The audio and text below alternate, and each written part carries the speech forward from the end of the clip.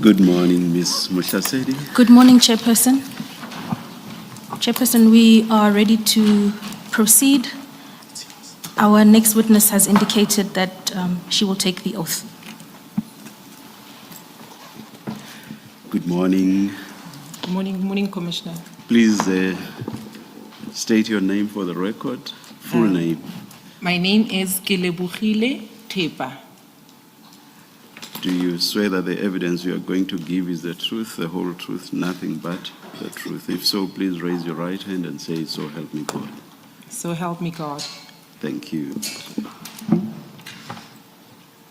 Thank you, Chairperson. Ms. Tippa, please confirm that you have in front of you two white files, one containing your witness statement and another one containing your annexure bundle. I do have both, thank you.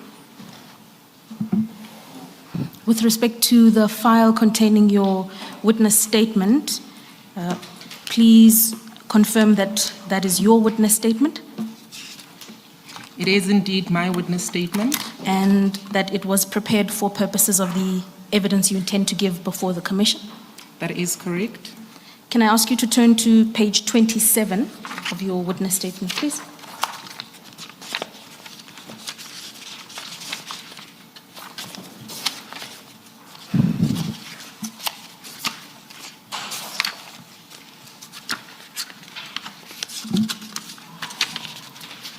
I am on 27. Thank you. And do you confirm that that is your statement that appears at the top of page 27?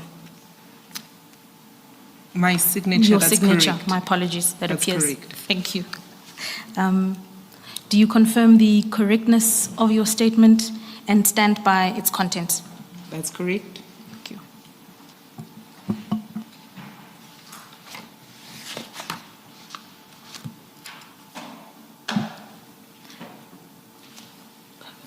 Ms. Tippa, can I ask you to turn to page 2, please, of your witness statement?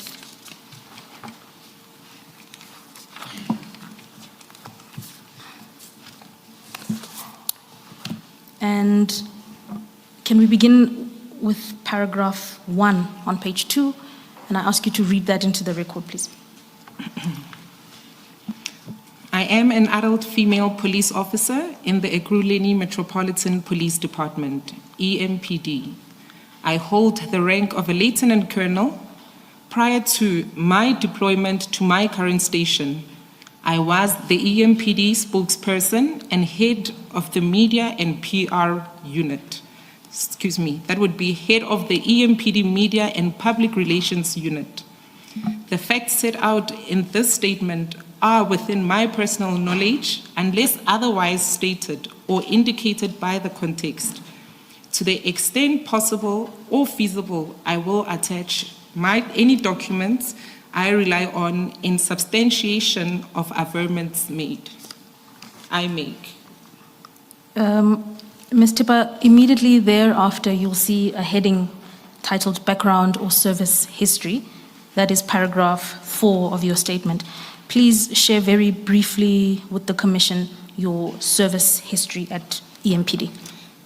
Commissioners, I started with the EMPD in 2009 as a constable, trained, of course, at the Ekurhuleni Metro Police Department's Training Academy in KwaThema. I was then deployed at Tembisa Precinct, where I was a constable there. Whilst at Tembisa Precinct, I then moved to the Freeway Unit, where I had operated.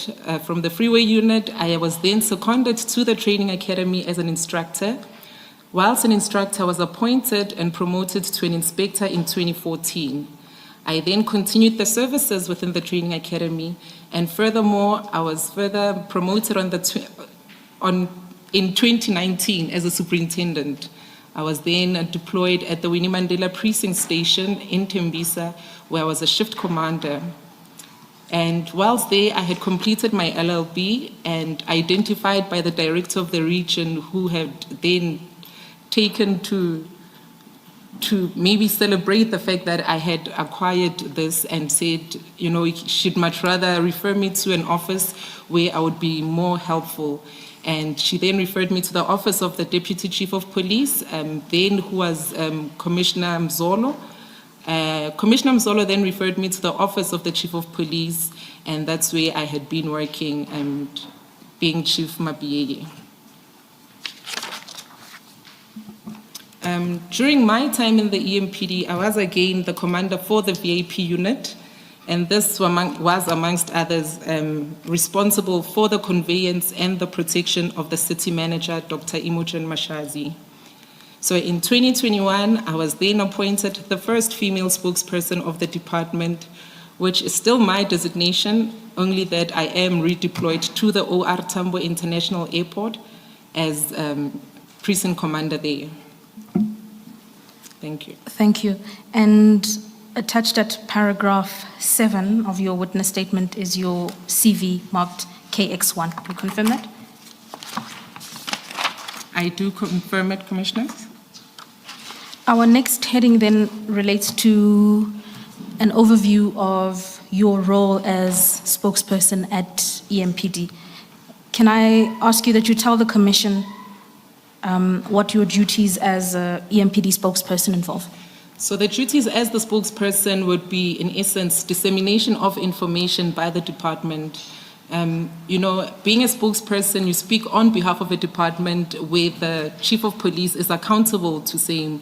So by virtue of speaking on behalf of a department and being a representative of such, you speak on behalf of the Chief of Police. And the duties would be taking things like conducting interviews when requests are being put, publication of death notices within the department, and the circulation of media releases that would have been compiled by the department, and of course taking all sorts of media inquiries that would have been directed to the department for that purpose. In paragraph 8.2, still on page 3, you've indicated there that in addition to conducting interviews, your role also involves responding to basic media inquiries from various stakeholders. What kind of stakeholders does that include? It would be media, it would be members of the public, it would be those that are coming forward and reporting anything that would be linked to the EMPD. So the first line of communication, it would be that it's sent to me and I would have to then disseminate it in the various sections of the department. Paragraph 9 of your witness statement on page 4, please turn over. Yes. You set out how your role as EMPD spokesperson fits in a broader context within the city. Please describe that in detail to the Commission.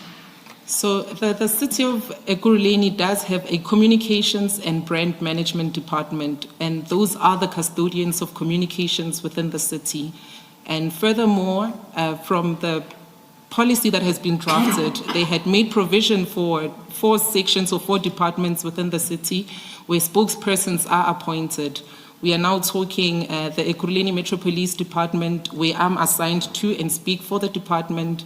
We are talking the Disaster and Emergency Management Services, where Mr. William Nhlanhla is responsible for. We are talking the Office of the City Manager, where Mr. Zweli Dlamini, who is the city spokesperson again, is assigned to. And of course, the Office of the Executive Mayor, where another spokesperson is assigned. You can continue to paragraph 10 as well. Okay, so despite these demarcations in area of responsibility, the EMPD structure of the media and PR unit makes provision for only 2 posts or positions, being one a lieutenant colonel or a chief superintendent, and the other being an inspector, which is held by Inspector Kobedi Mkhwanazi. A request was further made to the department due to the nature and extent of the work that's been conducted to expand the team, and we were quite fortunate to have people seconded to the team, making a total of 9 members responsible for the 3 regions of Ekurhuleni, being the Northern Region, Southern Region, and the Eastern Region, and on a 24-hour basis, in essence. Colonel Tippa, still in paragraph 10, you say there that, this is the second sentence, you indicate that a request was made to expand the team due to reasons that EMPD generated quite a bit of media attention. Please explain what you mean by that. You would understand that our role and responsibility is, or rather our mandate, is that of traffic law enforcement, municipal bylaw enforcement, and crime prevention. So having to branch it out would get inquiries pertaining to the municipal bylaws, pertaining to the successes that would have as a department, pertaining to any other complaints. So in essence, it would just be a demarcation of all that. Thank you. That then brings us to paragraph 11 of your witness statement on page 4. It begins a new theme titled The Blue Lights Scandal. Can I ask you to describe, with reference to paragraph 11, the events you set out from there and subsequently? So on the 2nd of February in 2023, I received a call from a Mr. Jeff Wicks, who is a journalist, or known to be a journalist, making inquiries about certain documentation that he had in possession. But what he had sought from me on the call was to furnish my email address, which I did, and he then sent me the media inquiry. To assist you in responding to my next few questions, Colonel, could I ask you to go to paragraph, my apologies, to page 10 of your annexure bundle? So if you go to your other file, you go to page 10. I am on page 10. Thank you. Please then turn back to your witness statement. Paragraph 12 on page 5. Yes, ma'am. Yes. And then So, Ms. Mkhwanazi, we're looking at what annexure? Okay. annexure KX3, Commissioner, on page 10. Thank you. Thank you. Colonel, we are then on page 5 of your witness statement, and I'd invite you to describe and discuss, with the Commission from page 12, from paragraph 12, the inquiry you received from Mr. Wicks, and you can have reference to the actual email itself in your annexure bundle. Okay. So the inquiry was accompanied by a single-page document entitled Letter of Confirmation, signed by Brigadier Mkhwanazi, of course. I immediately recognized the signature as it is marked as annexed as KX2. So the email read as follows. Good morning, Soup. Thank you for coming back to me so promptly. I approach you today regarding a story that we are pursuing which centers on a Pretoria-based security firm called CAT VIP. According to CIRA, CAT Protection and Security Pty Ltd, T/A, VIP Protection Services, CIRA 2748723 rather, is registered with the authority as a security service provider since 07 June 2018. I have in my possession correspondence under the letterhead of the City of Ekurhuleni and the Metropolitan Police Department. It is dated 16 October 2021 and is signed by Brigadier J.D. Mkhwanazi of Specialized Services. It is attached for your ease of reference. Ms. Tipper, can I ask you to confirm the nature of that document referenced by Mr. Wicks? If you turn to annexure KX2, which is on page 7 of your annexure bundle, KX2 on page 7 of your annexure bundle.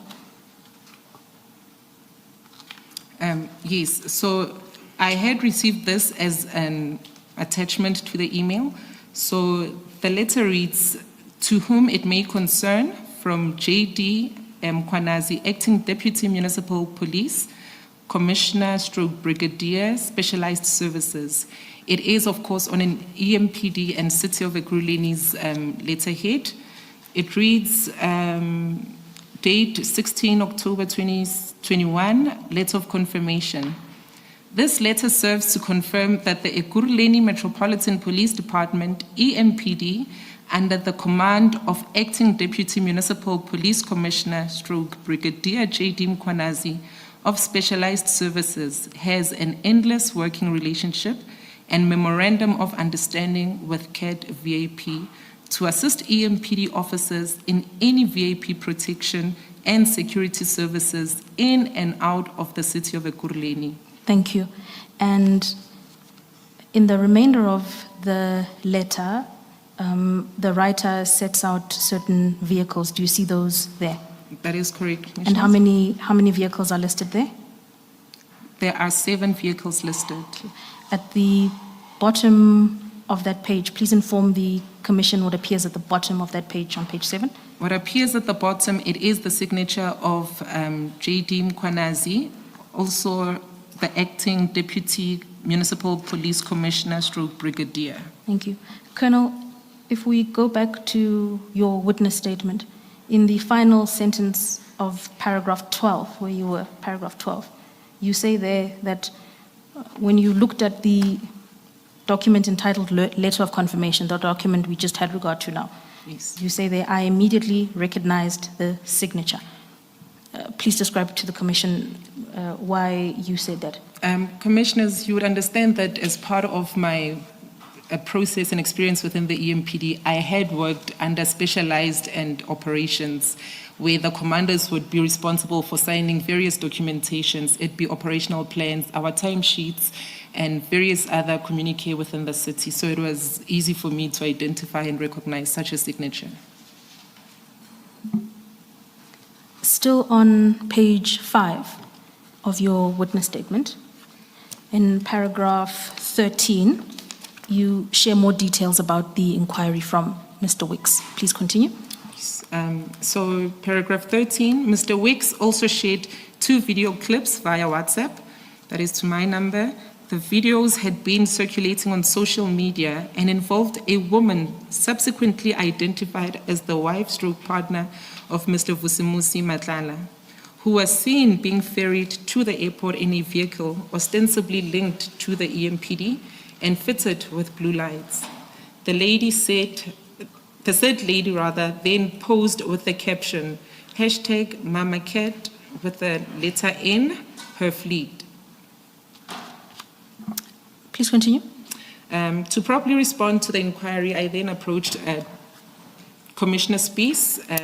He was the Deputy Chief of Police with the title Commissioner Spies, who was then the acting Chief of Police at the time due to the fact that the Chief of Police was on leave of absence. And because, of course, the alleged document looked very, very suspicious. I mean, how does one then reduce to writing something that would speak to whom it may concern? So, but above all, what caught my attention was the fact that it was on an EMPD letterhead. So in the event that it needed to be authenticated, this would be the process then to do it. And so, was it, a standard response for you to take a media inquiry to an acting chief of police, or was this a situation that warranted something out of the ordinary? It depends on the complexity of the matter. When we speak of an inquiry on what would be illegal dumping that would be referred to as part of our municipal bylaws, then I would direct such correspondence to the director responsible for the bylaw section in that aspect. But I had said that when you speak, or rather when you are the spokesperson for the department, you speak on behalf of the accounting officer. It was only fitting that he's again informed of the occurrence or what has been brought to the attention of the department as a media inquiry. Colonel, if I take you back to page 10 in the annexure bundle, page 10. This is still the email of Mr. Jeff Wicks to yourself of the 2nd of February. Yes, ma'am. You've taken the commission through the introductory paragraphs as well as the fact that 2 videos were provided to you via WhatsApp. Towards the end of that page, you'll see there's a heading there titled questions. Do you see that? Yes. Indeed. And please take the commission through the questions directed to you from Mr. Wicks. So the questions from Mr. Wicks were that, question number 1, please confirm that my assertion regarding the Road Traffic Act prohibits the use of blue dash lights and sirens are for the exclusive use of law enforcement is correct. Please, can you explain the substance of the letter from Mkhwanazi? How does this private firm assist EMPD officers in any VIP protection and security services? Please, could you supply me with a copy of a memorandum of understanding as mentioned in this letter? Do you acknowledge that it is uncommon for private security companies to have this authority bestowed upon them? Can you please describe the relationship between the EMPD and Mr. Madlanga, inter alia his company, as we will assert that this is proof of connections of undue influence in a law enforcement body. And the last question was that please feel free to add anything beyond this which may be pertinent. Kindly note that the deadline for response is close of business tomorrow. Please speak to me if you require more time. And in paragraph 16, you then detail the response you received. Paragraph 16 of your witness statement. Yes. Yes. So what had happened is Commissioner Spies had further taken to respond to the media inquiries in saying that this letter looked very illegal. So he then, I suspect, took steps to verify if the listed vehicles were indeed registered under the EMPD or rather EMM's fleet. And then he further sponsored a response. And the response which I had to take to consideration and which I did consider and worked on the core agendas and further furnished it as an official response from the department. So, Colonel, at the end of paragraph 16 of your witness statement, you attach there annexure KX3. Can I ask you to then go to page 8? Page 8 of your annexure bundle, the Yes. other file.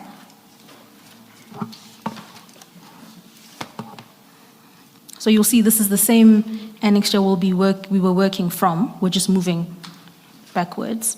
And page 8 there is a document. Please identify for the Commission what this document is. So this document is an email from Commissioner Revo Spies to myself, Kilebogile Tepa, and had CC'd Liesel Tyres and Ivan Duplessis.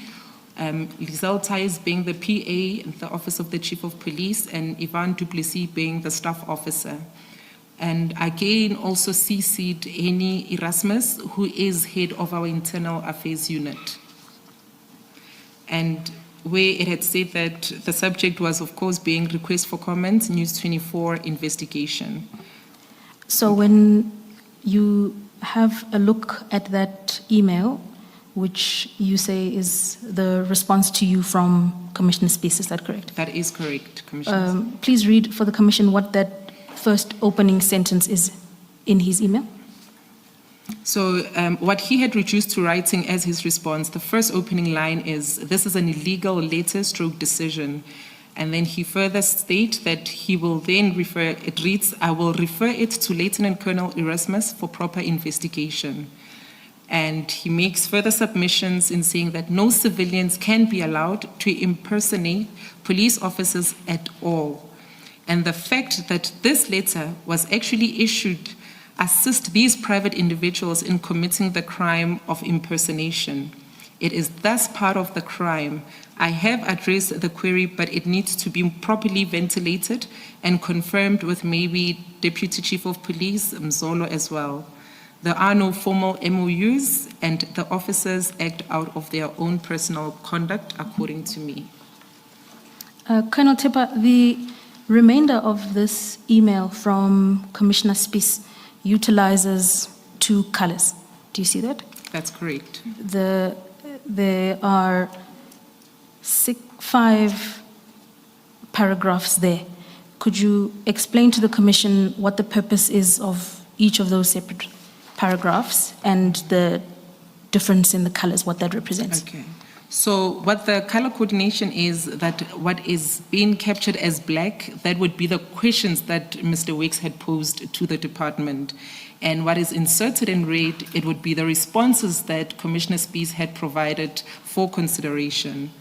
And it just moves on according to the numbering of the questions and the responses given for each question.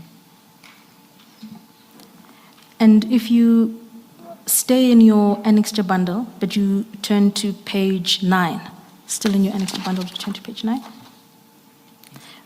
What is that? Could you read that final paragraph in the email from Commissioner Spies?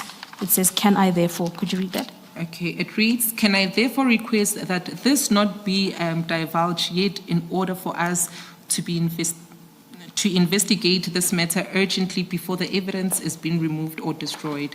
Once we have all the evidence, then we can initiate the correct recourse and it won't matter anymore." And he signs it off with kind regards, Revel Spies, Deputy Municipal Police Commissioner, Auxiliary and Support Services. Colonel Tipper, can we then go back to your witnessed statement? You had just finished with paragraph 16, so we are now paragraph 17 on page 6. At this juncture, you've received the response from Commissioner Spies. That's correct. So please detail your next steps with reference to paragraph 17. So I work on the corrigendus and I reduce to writing a formal response to Mr. Wicks, which in essence was that the document does not look authentic, but that an internal investigation was being initiated and conducted. And that then is the content of what is transmitted to Mr. Wicks, is that correct? Correct. Correct. Just for confirmation purposes, could I ask you to please turn to page 19 of your annexure bundle?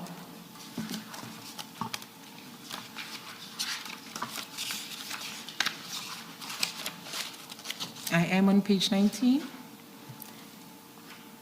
Please have regard there to paragraph, let's actually start. Could I ask you to turn to page 18, actually?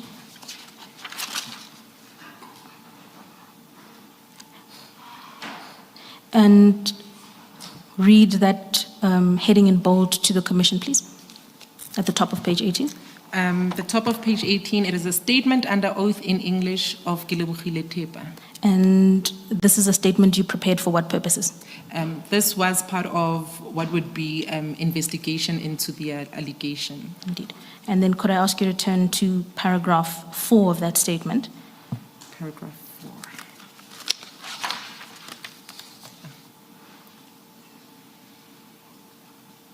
4. Are you there? Yes, I am. Indeed. And could I ask you to read the second sentence of paragraph 4? Second sentence of paragraph 4. It starts, "The department submitted."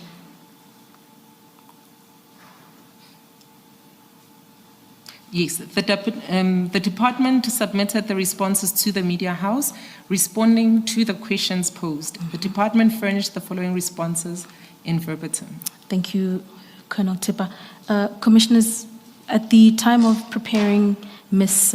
Tipper's witness statement, we were unable to source the exact email that was transmitted to Mr. Wicks. However, it is replicated here in verbatim in the affidavit that she provided to IPED.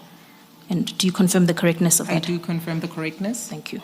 And so just to conclude then, Ms. Tipper, upon receipt of the responses from Commissioner Spies that we have worked through, you then modified or edited the responses and provided that to Mr. Wicks in response to his media inquiry.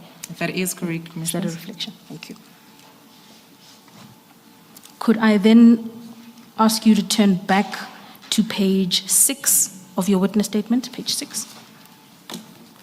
I'm on page 6. We are on paragraph 19.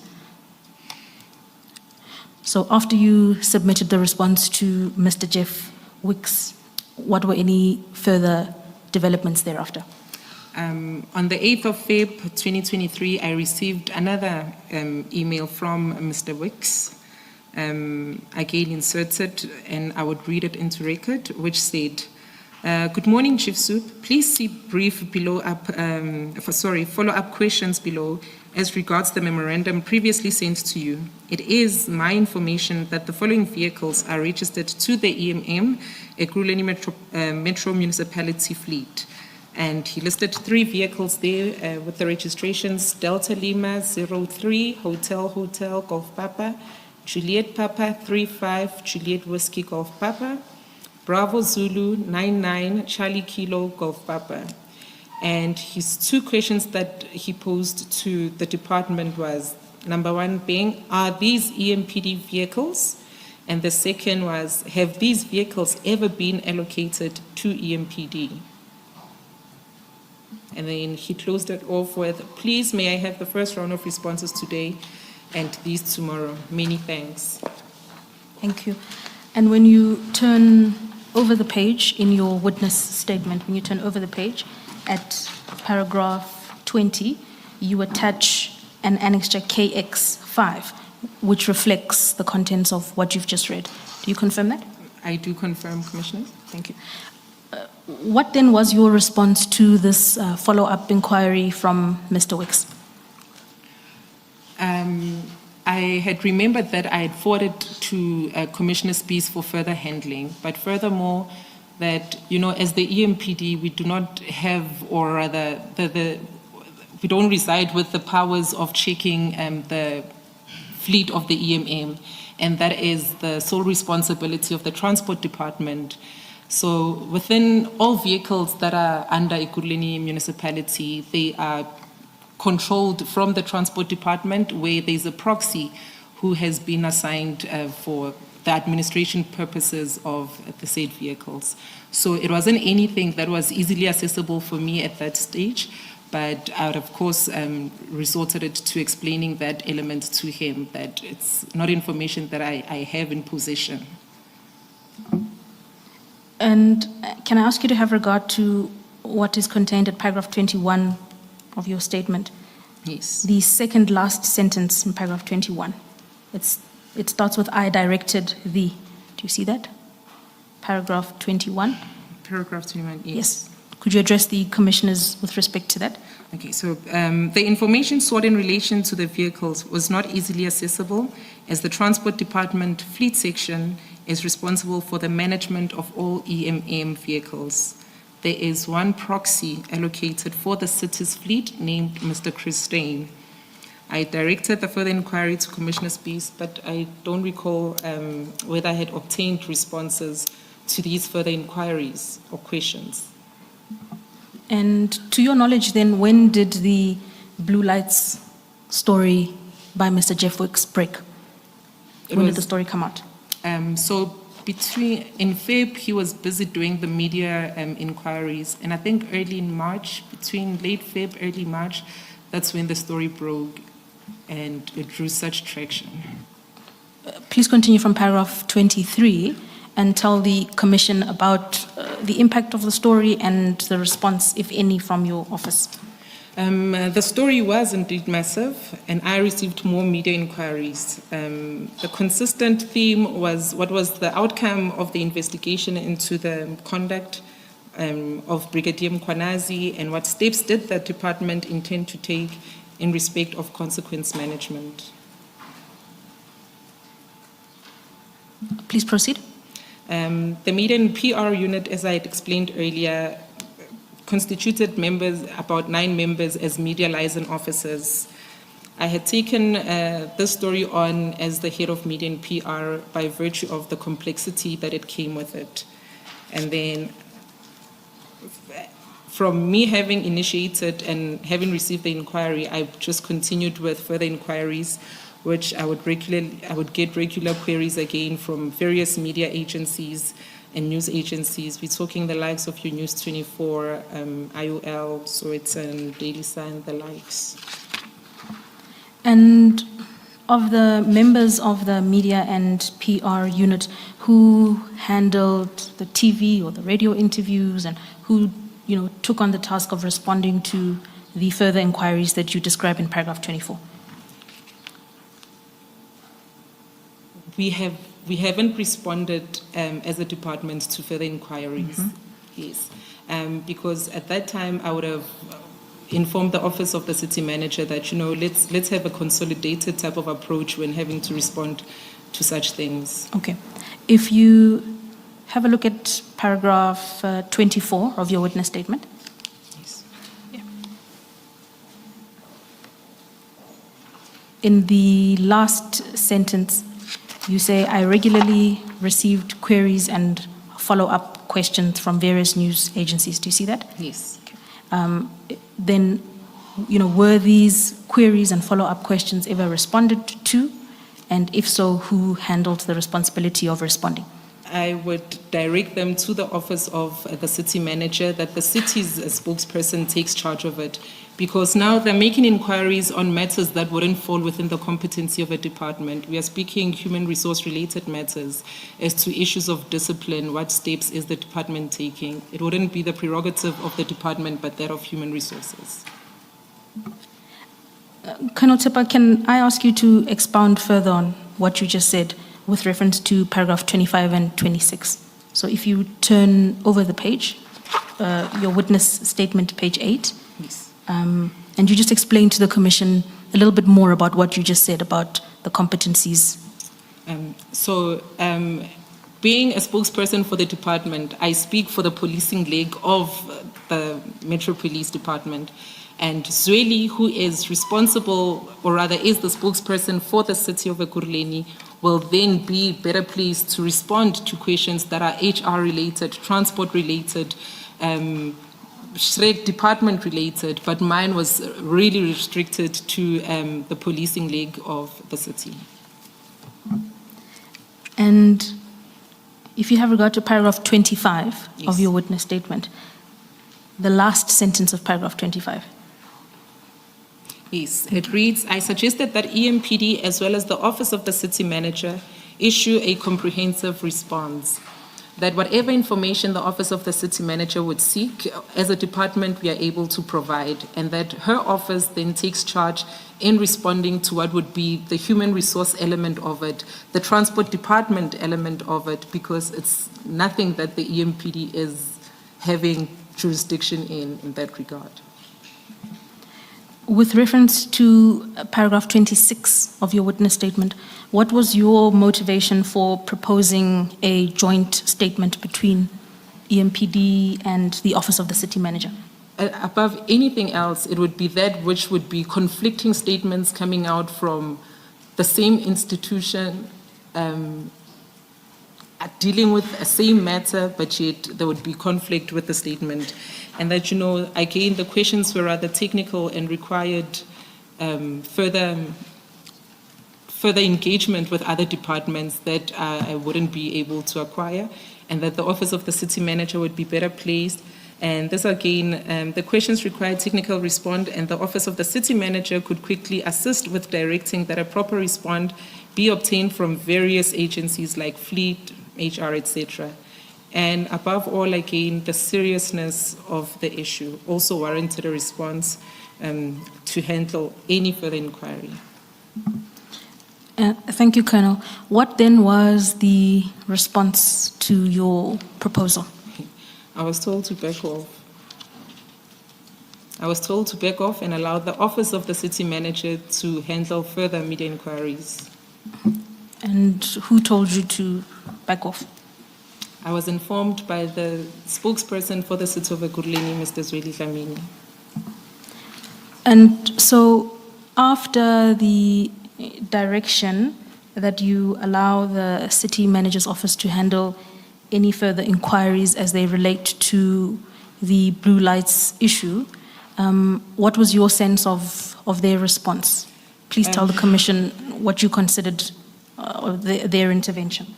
Their efforts did very little to calm the storm, did very little to calm the fire. I recall at a stage Mr. Dlamini was quoted saying that the vehicles do indeed belong to the EMPD and that he wasn't sure which unit they have been allocated to. It didn't make sense at all, but nonetheless. And why do you say the response provided by Mr. Dlamini didn't make any sense? You know, when we speak of EMPD vehicles, we tend to know what vehicles we have within our fleet by virtue of being the end users.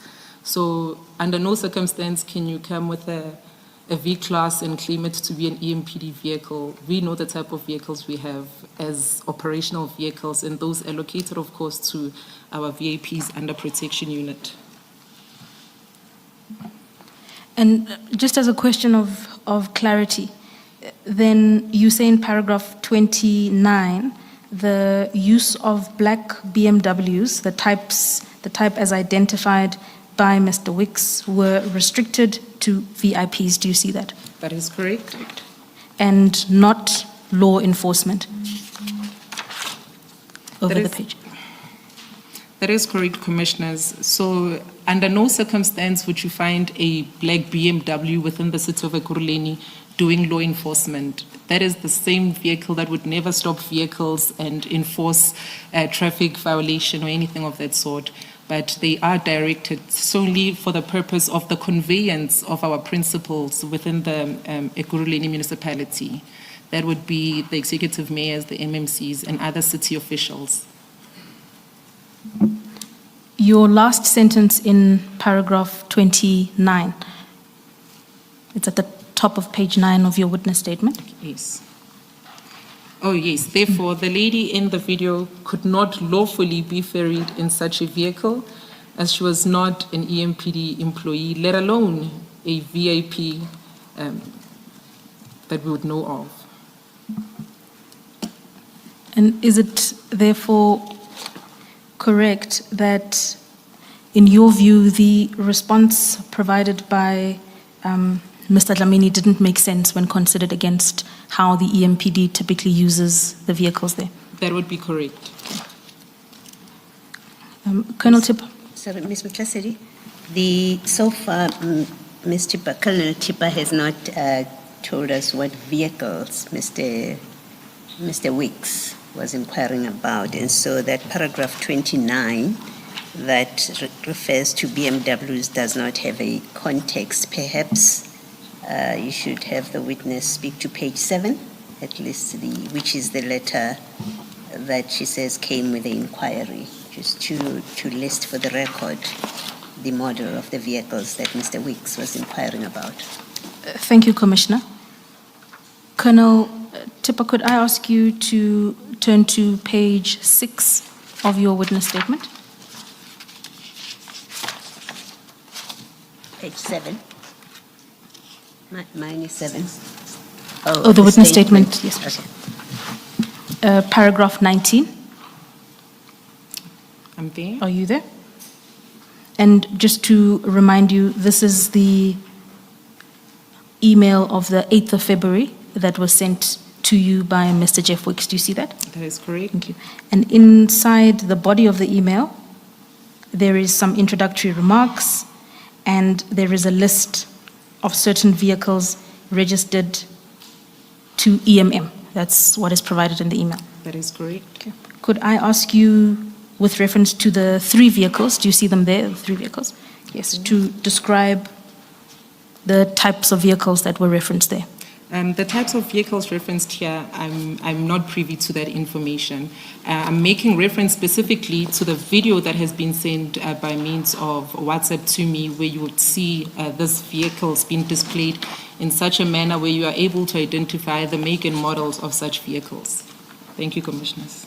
And for clarity then, the comment you make in paragraph 29 of your witness statement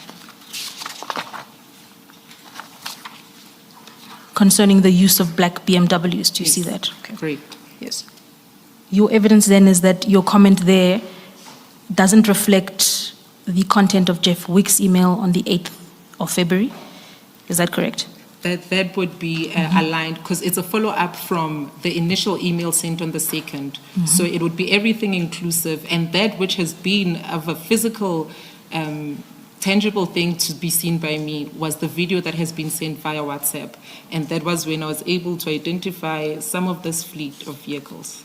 So the reference in paragraph 29 to the use of black BMWs is a reference to the 2 WhatsApp videos sent to you by Mr. Wicks.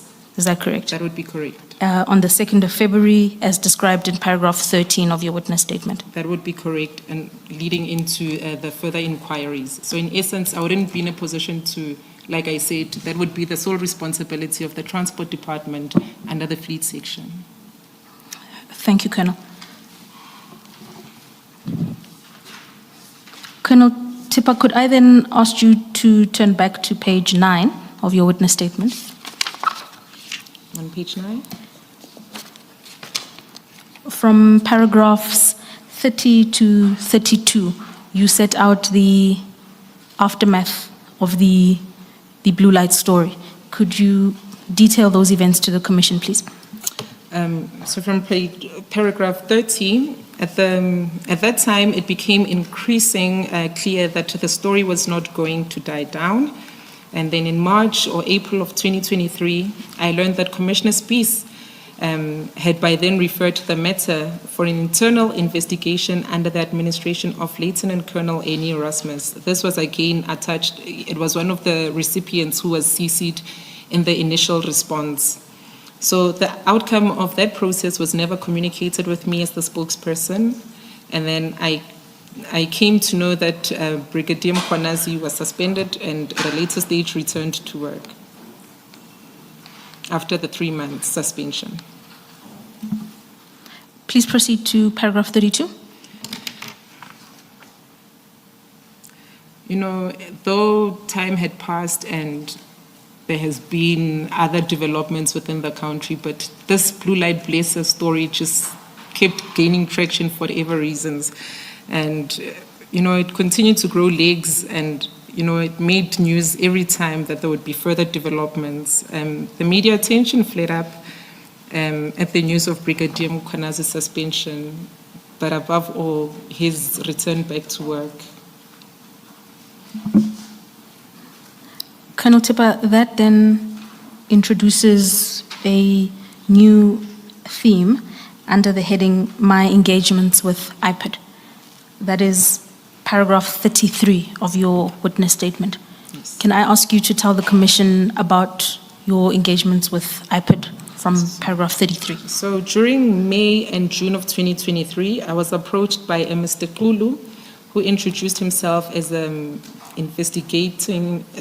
official investigating the Blue Light saga. But when he had introduced himself, he informed me that he wanted to discuss pertinent issues within the department, one being, of course, the Blue Light saga, and the other being an inquiry where it was alleged that EMPD officers had taken under false pretense a motor vehicle along the R21, and that he was also investigating that story. So with that said, you know, I explained that these issues he wanted to raise were very serious and concerned other individuals within the department. It was only fitting that, you know, I be in attendance with somebody who in turn would be the staff officer in the office of the Chief of Police. And while the staff officer, it's easier for him to then brief the Chief of Police as to the engagement that we had with Investigation Directorate of Priority Crime. With IPID, rather. With IPID. At paragraph 35, please, detail to the Commission what you discussed in that meeting with Mr. Kulu. So in the nutshell, he had made inquiries as to how the media inquiry was given to us as a department and what responses had we furnished as a department, and just basic stuff that would speak to steps taken by the department in coming to this, what would be his investigation. You can proceed to paragraph 36. So that, I had handled the media inquiry and the responses from EMPD was obtained from Commissioner Spies, which I had then taken to be what would be the true reflection of the responses from the department. After that initial meeting, I had further meetings with Mr. Kulu. I had several meetings actually with Mr. Kulu. At subsequent meetings, he introduced me to the members of his team. There was a lady that he had introduced with another gentleman, I think an advocate from the Northwest. I just can't remember their names. So the lady was again from a different province. Colonel, we know from your evidence as given in the course of this morning that the Blue Lights story was massive. You described that, it was a widespread story. But how widespread was knowledge within the EMPD about the IPID investigation? Was it something publicly known, or was it something known to a limited amount of people? You can answer this question from paragraph 37. I would suspect that it was known within the department, because all the meetings that would have, or most of the meetings that would have, they would be held at the EMPD offices, and in essence, I wouldn't just attend those meetings alone. At times, I would have Colonel Duplessis, and in the one meeting, I had one of the media liaison officers, who is Marima Shishi, because she had handled the R21 story, and she was better placed or fitted to just assist with collating info on that story. And in your engagements with Mr. Kulu, what specifically did he require from you for purposes of his investigation? He requested that we, within the department, all those which he had interviewed now, that we reduce to writing statements that would then be submitted as evidence. And with reference to paragraph 38, what was your response to his request that you prepare a statement? When we sat with Mr. Kulu in one of the boardrooms, I actually sat across him and needed him to understand the magnitude and the danger which he then seeks to put me in requesting information that he has no intention of following up or even investigating. So I had put it to him in saying that, Mr. Kulu, I really need to understand the seriousness and your commitment into this case, because you are really asking me to take a personal risk. And what? Can I just ask a question, Colonel? Why did you believe that you were taking a personal risk simply by providing information about whether or not vehicles belong to EMPD? Commissioners, in the back of the scene, things are happening as we move forward. And you could just see the nature in which how things are now shifted in saying that, no, the office of the city manager will start handling inquiries moving forth. And furthermore, in saying that, now here's IPID that has came to the party. I'm sure IPID, Mr. Kulu, wasn't the first to be informed or having investigated matters pertaining EMPD. So there was a lot at play in this instant. Can I just follow up on that? You say in the statement, before I agreed, I stressed to him that the individuals involved in this case are highly connected and powerful. What were you speaking to there? You speak of individuals in the plural. So that's the first question. Who are these individuals that you were speaking to? And then when you say they're highly connected and powerful, what are you speaking to then? Commissioners, when the initial inquiry came to me and it had made reference to Mr. Vusimusi Madlanga, I didn't know the gentleman from a bar of soap. I only got to learn of him as things transpired within the city and South Africa in its entirety. But above all, the fact that communication would be restricted in one office, then that just gave me the shivers in saying that what exactly is at play here, and am I even competent to be attending to same? So that just really created an element of discomfort that I needed him to assure me as to he will then take this process and he will investigate and he will do what is expected.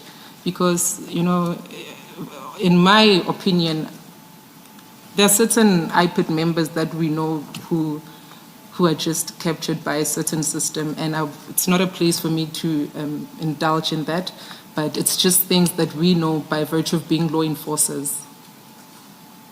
Thank you. Thank you, Ms. Paseri. Thank you, Commissioner. Colonel Tipper, after you've then shared your concerns with Mr. Zulu, what is his response to you? We're in paragraph 39. This is responded to on paragraph 39. He had assured me in saying that, you know, rest assured that I'm going to work tirelessly, endlessly, with dedication towards this matter, because, you know, I'm not even attached to the Gauteng province's IPID or even Ekurhuleni's IPID, that, you know, a task team has been established or set up for the purpose of this investigation, comprising of people coming from different provinces. So the other two members which he had came with, they were not even from the province which he came from. So it gave a bit of relief to me in saying that, okay, meaning that there is an element of being serious with this matter, so let me just give it my all. And in that discussion with Mr. Zulu, did he ever explain to you why IPID decided to use a team made up of individuals from outside of Gauteng province? Yes. They wanted to minimize the risk of threats and, of course, undue influences, and that, you know, proper team is established for the purpose of investigating this, that will not be infiltrated by powers that be. And please have regard to the contents of paragraph 40 and inform the Commission what else Mr. Zulu shared with you during that meeting. So this was on the day he had taken the liberty to come to my house, and we had a discussion after losing a phone, and he informed me that Brigadier Mkhwanazi had told him that I was a dirty cop and that I had a defeating the ends of justice case registered against my name. And, you know, I could see how this was about to unfold going forward. What is your understanding of the meaning of a dirty cop? You know, if you're being investigated for issues that are related to blue lights and what his action was contributing to that, how is it defeating the ends of justice case related to his investigation? But nonetheless, I'm more than willing to share what the content of that is, of the defeating the ends of justice, if you so permit. So whilst we had an incident where one of our officers in the EMPD was shot in an attempted hijacking. So I got to the scene, being one of the first higher ranking officers that arrived at the scene. Upon arrival, I'm issued with this firearm, which has been taken out of a vehicle by one of the colleagues, and said to me that I had kept this safe to give to our armory. But since you are here, ma'am, as a ranking officer, please do ensure that it gets to our armory section. And I did precisely that. I called our armory section to come to the scene of the incident. But before they had arrived, an officer from Norcom Park SAPS, they arrived at the scene where EMPD already had cordoned off the scene. We've used cones to close off what would be remaining cartridges on the scene. But at no given point was the firearm placed anywhere on the scene. It was taken from a vehicle and handed over to me in my capacity as a senior official within the EMPD. And of course, with the intention that from the scene itself, it would be given to our armory section. When this officer, Barbara Ferreira, I think she's a communications officer under the South African Police Services for Northam Park, she came there and had misconstrued that the firearm was removed from the scene by myself. And of course, I only obtained it from the officer, and furthermore, the officer had explained that no, it wasn't part of the activities of that scene, and that he only kept it with him for safekeeping, and that it was given to me to then give to the armory. And I don't know what the merit of the case is. I don't even know how far it is. It's a 2023 matter, though. Who would have laid the criminal charge? It was opened by the very same communications officer. And I think what was misunderstanding there was, I am a communications person within the EMPD. I'm here in my capacity as the spokesperson to report on the occurrence of what had transpired.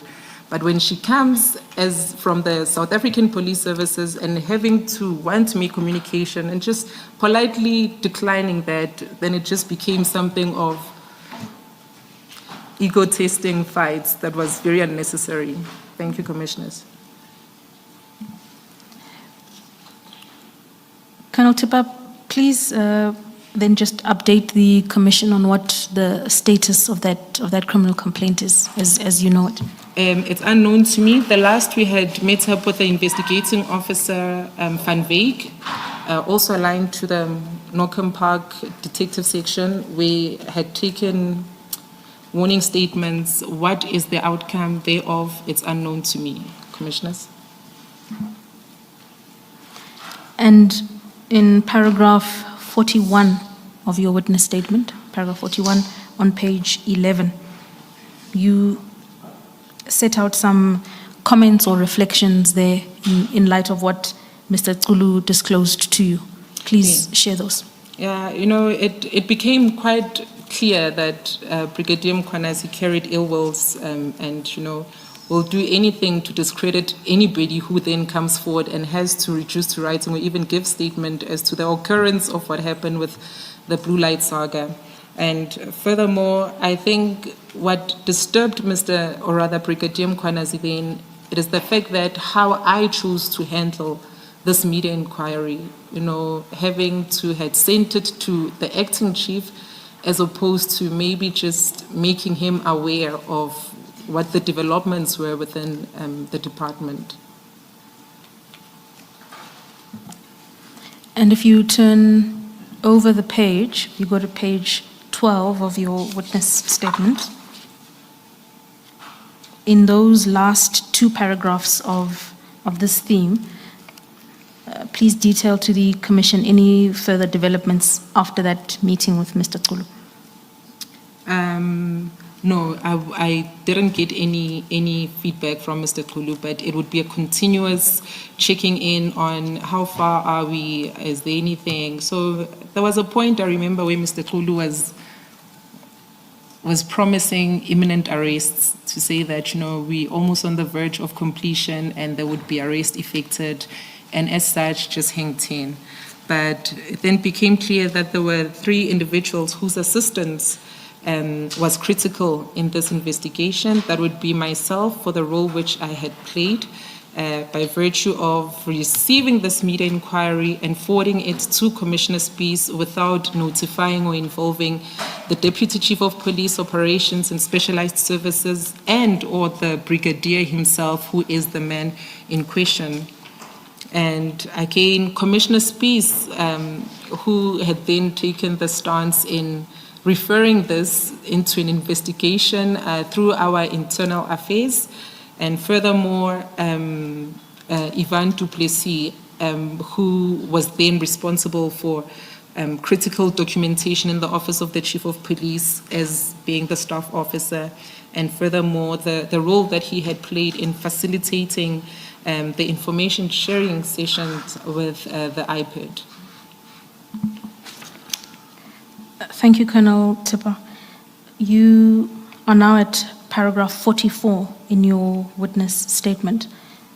Can I ask you to share the details of that paragraph with the Commission?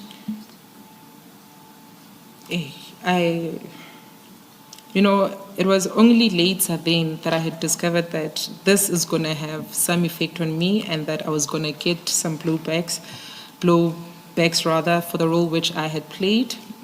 So in essence, in responding to this media inquiry and assisting IPID, powerful individuals were not pleased with the transparent response of the EMPD media unit, and it became clear that I offended some people by responding to the media inquiry in the manner that I did.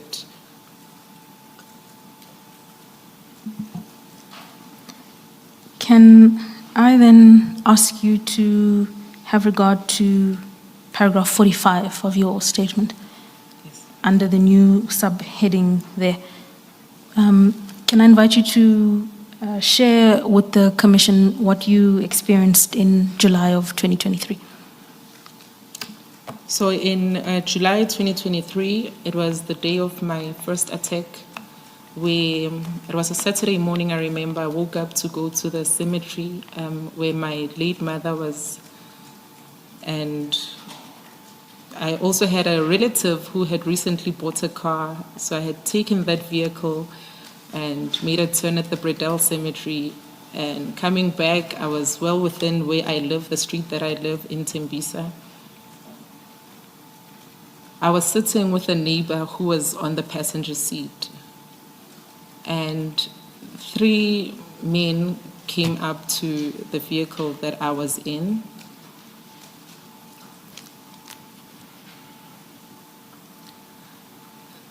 They came there. The one that came around to the driver's seat cocked a firearm and pointed it to me. I had the windows down. And he then demanded that I switch off the vehicle. So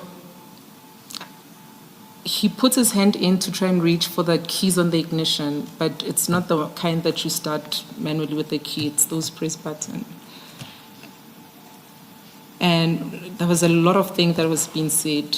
Behind me, as I was on the driver's seat, another came in and there was this sharp metal object against my neck.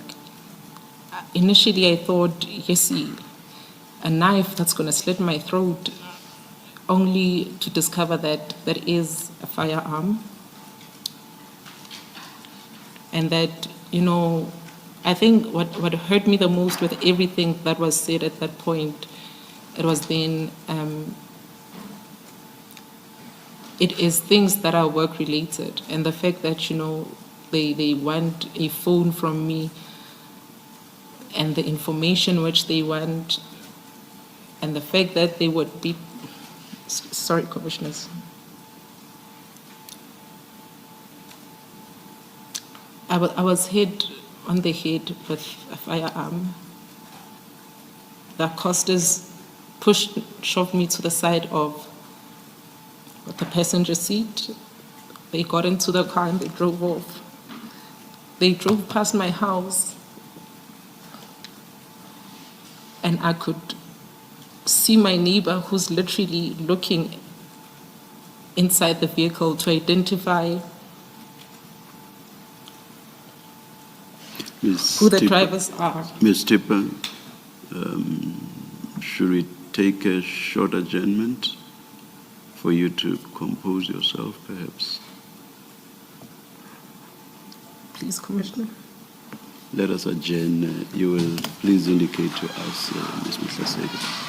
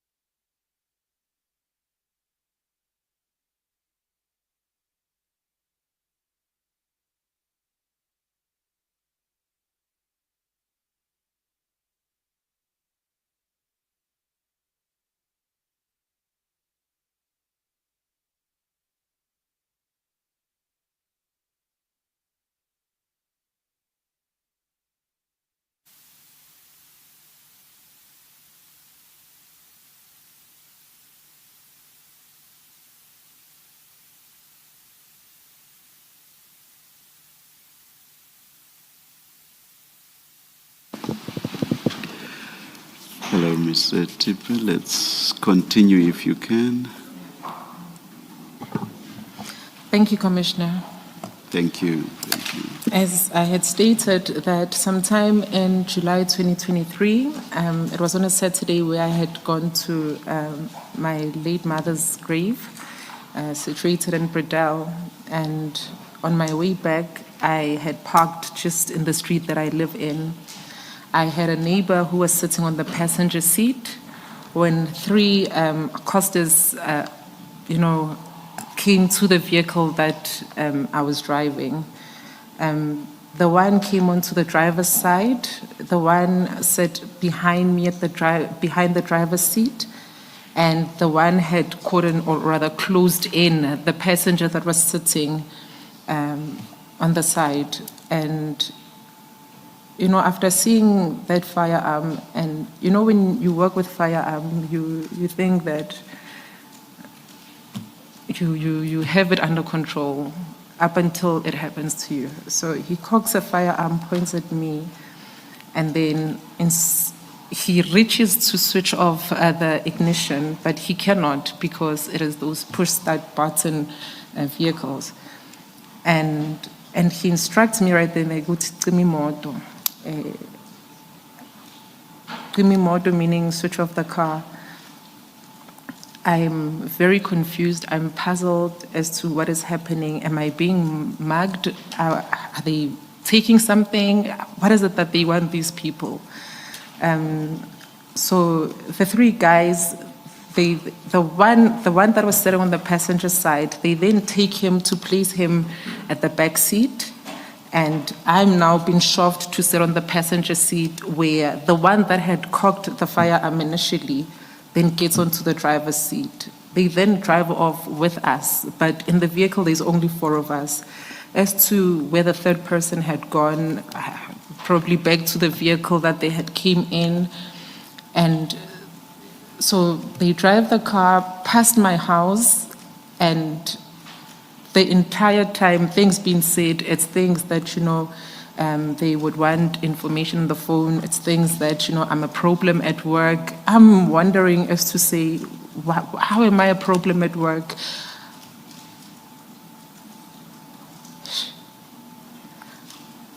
We drive, they take us to Ivory Park. The driver then parks on the side of the road. But by then, I'm confused. When you have an out-of-body experience, it be out of fear, it be out of whatever that comes with it. I had passed out, and seemingly these guys, the only thing they were mainly concerned about was my phone. They had even Can you please explain the out-of-body phenomenon? I've heard people use that term. I'm not quite sure what it means. I'm unable to do anything. I'm numb, I'm mute, I'm not responsive. I'm trying to even make sense of how I could even project this thing that I was going through. But in essence, I'm so out of it that I'm even unable to respond, to even lift, to even make a sound. But you continue to see or perceive what's going on. I continued seeing everything that was happening. I saw them drive past my house. I would even direct as to say which streets they used going there to Ivory Park. But upon the Ivory territory, I'm not so familiar with it. But that's where the vehicle eventually came to a stop. And whilst halted there, they tried getting the neighbor now to open my phone and said that, but the information sifuna kule phone. I'm thinking, what information would that be? Why would I be in possession of any information that anybody would want in that element? Commissioners, this must have been one of the most scariest things by far, because I'm hit with this metal object, a firearm. I have another one sticking out on my neck. When you described it earlier before we adjourned, you said you felt a sharp object. Correct. In your statement, you said you felt a cold object. Correct. Yes, It was a yes. cold object that had a reflection, a silver reflection on it. So if you just take a glance at it, you would seemingly think it's a knife under the circumstance, only to thank discover you. it is a firearm. And when we got to Ivory Park, and from recollection, they had then taken my phone, they had taken my wallet, but what puzzled me the most, it's the fact that I even had my bank cards in there. They could have easily accessed money from them.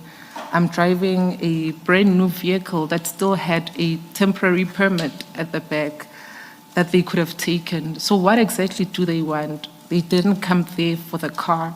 They didn't come there for the wallet, nor the money. But the ultimate thing that was being said consistently was the phone that had information. As to what information, it is still unknown to me.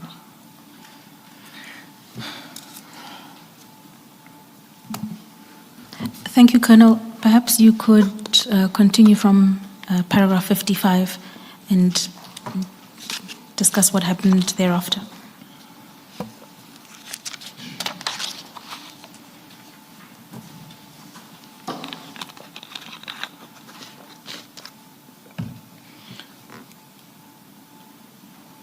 So they then request my neighbor to, they ask him as to what's wrong with me, but he then informs them that I'm epileptic. So the one had already exited the vehicle, so they instruct him to then come around and drive me to hospital. And he managed to move the vehicle slightly off. He's not much of a driver himself, but just to attempt in getting us away from it. And we then drove straight to home because my phone is gone, my bank cards are gone. The one thing that I would put as a priority, it is the stoppage of the bank cards. Upon getting home, was able to access the phone, one of the relatives. I then called a friend who I'd given my ID number to say, please call Standard Bank, call Capitec, that you block my cards. And I then moved from home with the guy. We went to the Rabasoto police station. Whilst at the police station, I'm registering this case of kidnapping and, being pointed with firearm and theft, robbery. They assist me to an extent that the docket is open, the A1 statement is written, the 3M forms I've completed, even the cover, the docket cover, the diary SAP 5 is then made. And just on its completion, they then tell me that because at some point where this accosters had driven the vehicle, they would need to obtain the fingerprints. And, it was a correct procedure to say the least. But what had been a bit of a hindrance for me, commissioners, is this vehicle doesn't even belong to me. What they had wanted to do is they had wanted to take this vehicle and take it to their pounds, maybe between Van Ryndiep or even Eriton for that matter. I'm privileged by virtue of being a law enforcement agent to know exactly what happens at those pounds. A new vehicle coming in, coming out, it would be having certain parts gone, certain things removed from it.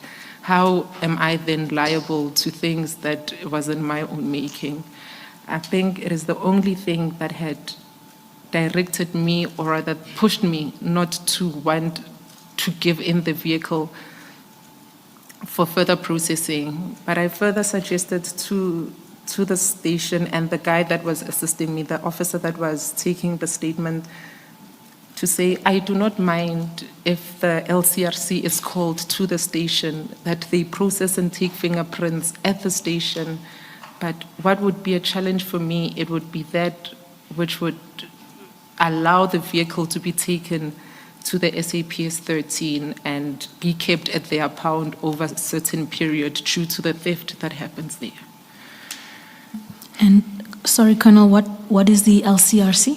The local criminal register record, the LCR, the criminal register, the local criminal register record, yes. Local Criminal Records Center. Centers, my That's at the apology, top of Commissioner. page 15 of your statement. My apology, Commissioner. No problem. Thank you, Colonel. So after you've explained your hesitation or reluctance to hand the car over at the police station, what then was the response you received there? You're at paragraph 58. They told me that they cannot register the case. They told me that if I'm refusing then to have this vehicle taken into the pound, then they will not register the case. Please continue.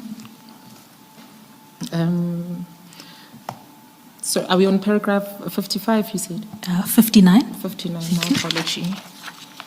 So Maybe before you do that, Colonel Tipper, before this incident, had you ever had any incidents, negative incidents that relate to the performance of your functions? absolutely not, Commissioner. Absolutely not. In my 16 years of experience working as an officer, I have never been in any altercation, any physical thing that would amount to this, that I'm further handled, for lack of a better word. Thank you. I'm just trying to think, and I'll mention personal experiences. You know, when you used to have those detachable radios in cars, on one occasion that was stolen from my car, the police came to my house and did that dusting up thing and all that to take fingerprints.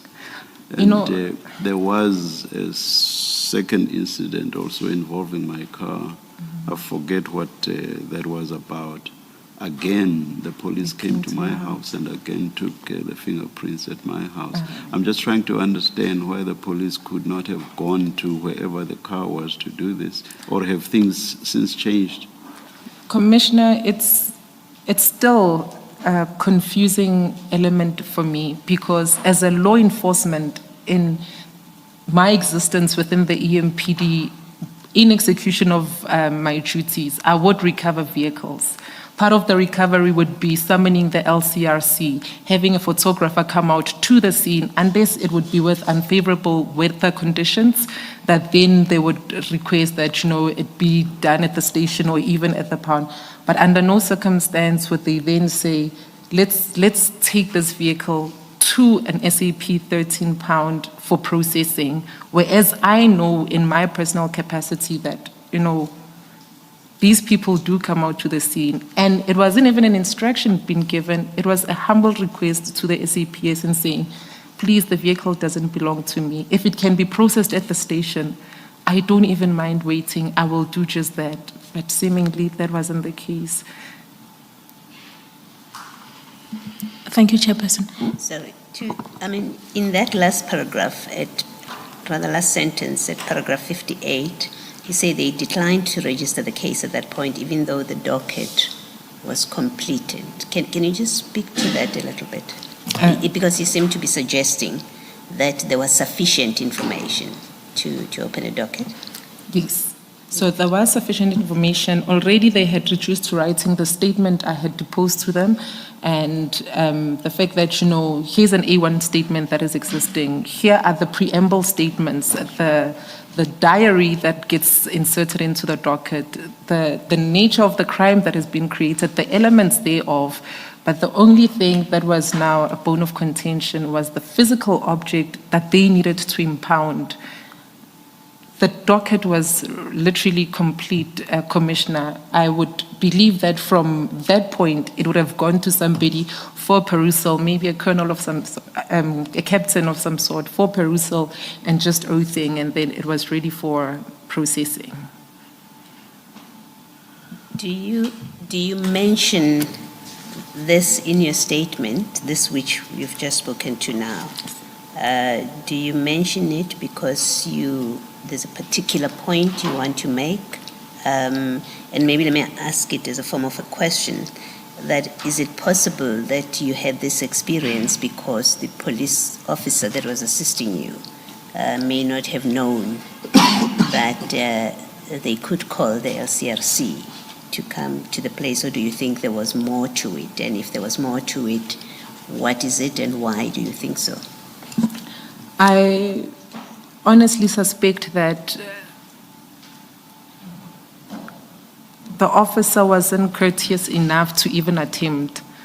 Had there been such an act on his part, he would have then made further inquiries to the colleagues that he works with, or even maybe just checked with a station commander as to the extent to which they would assist in this regard.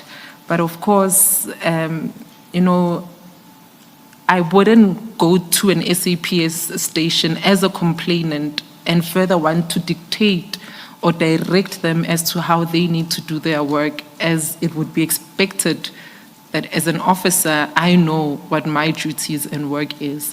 So I didn't want to project that in approaching them and say, but I know that LCRC could come. But I had recovered vehicles previously where LCRC could come and ABC. So it was really one of those that I just choose not to read too much into it. The SAPS portion, that is, let's just say it was an error of material error on their part. Thank you, Commissioner. Colonel Tepa, you were at paragraph 59, please. Yes, so at a later stage, my brother tried to assist to register a case, but I was not in a space to try fight. I wanted to heal from the trauma that I had experienced. During the weekend incident, one of the media liaison officers, Marima Shishi, came to see me. When she came to my house, she came a bit late, and I was between the station and home. She had said that she learned of my incident from one of the freeway members. A freeway unit, it is a section within the operations and specialized divisions, but freeway being more specialized services than operations. So she had learned of the incident from colleagues in the freeway unit. I was shattered. I was out of it. I didn't even say much. You know, all that I had told her was that I wasn't okay. I wasn't okay. And Colonel, at the point in time where sorry, Ms. Mkhwanazi, is there anything that you are perhaps implying here by, for example, saying only friends and family were aware of the incident? Are you implying anything? You know, I don't want to be drawing inference into things that cannot be substantiated, Chair, but it's prudent that one also reads between the lines in what has been the occurrence of a media inquiry within the department. Thank you. Because I was asking because there's that saying that news travels, you know. Maybe. You may only have been aware of friends and family.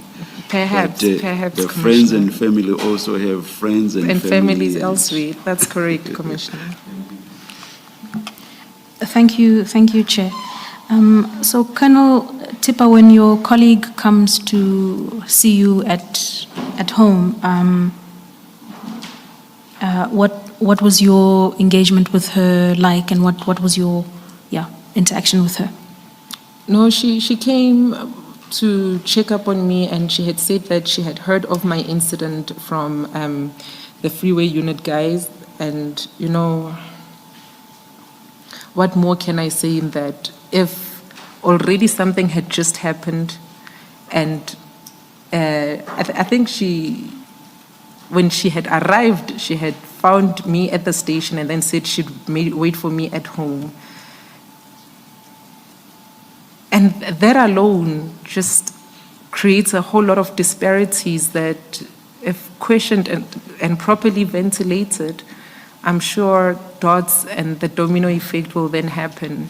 But of course, like I said, I am not casting any sort of aspersions in this instant. You can please continue.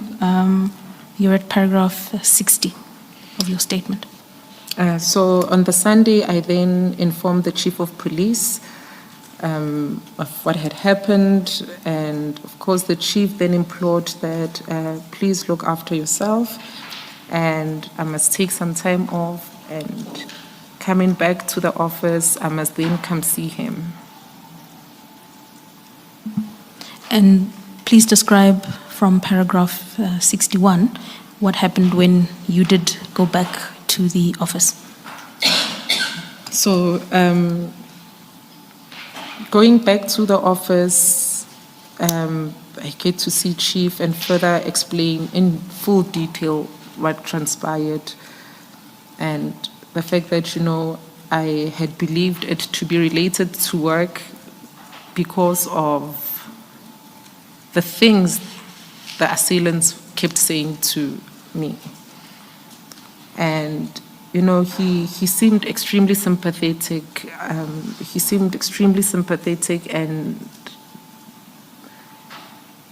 And actually provided that, I must use office resources to try and track and get to the bottom of it. But pertinently so, it was the tracking of my cell phone, which at a later stage, it pinned in Johannesburg at the Central Business District and near taxi rank.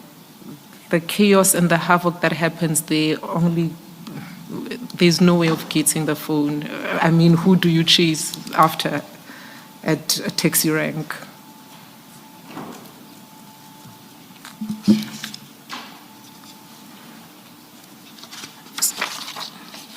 You're in paragraph 62, Colonel. So when I got to meet with the PA for the Chief of Police, Ms. Liesel Tyers, she then informs me that, so it was still within the weekend of my incident. She then informs me that a lady came looking for you here, Nomapa. Nomapa, why would Nomapa look for me?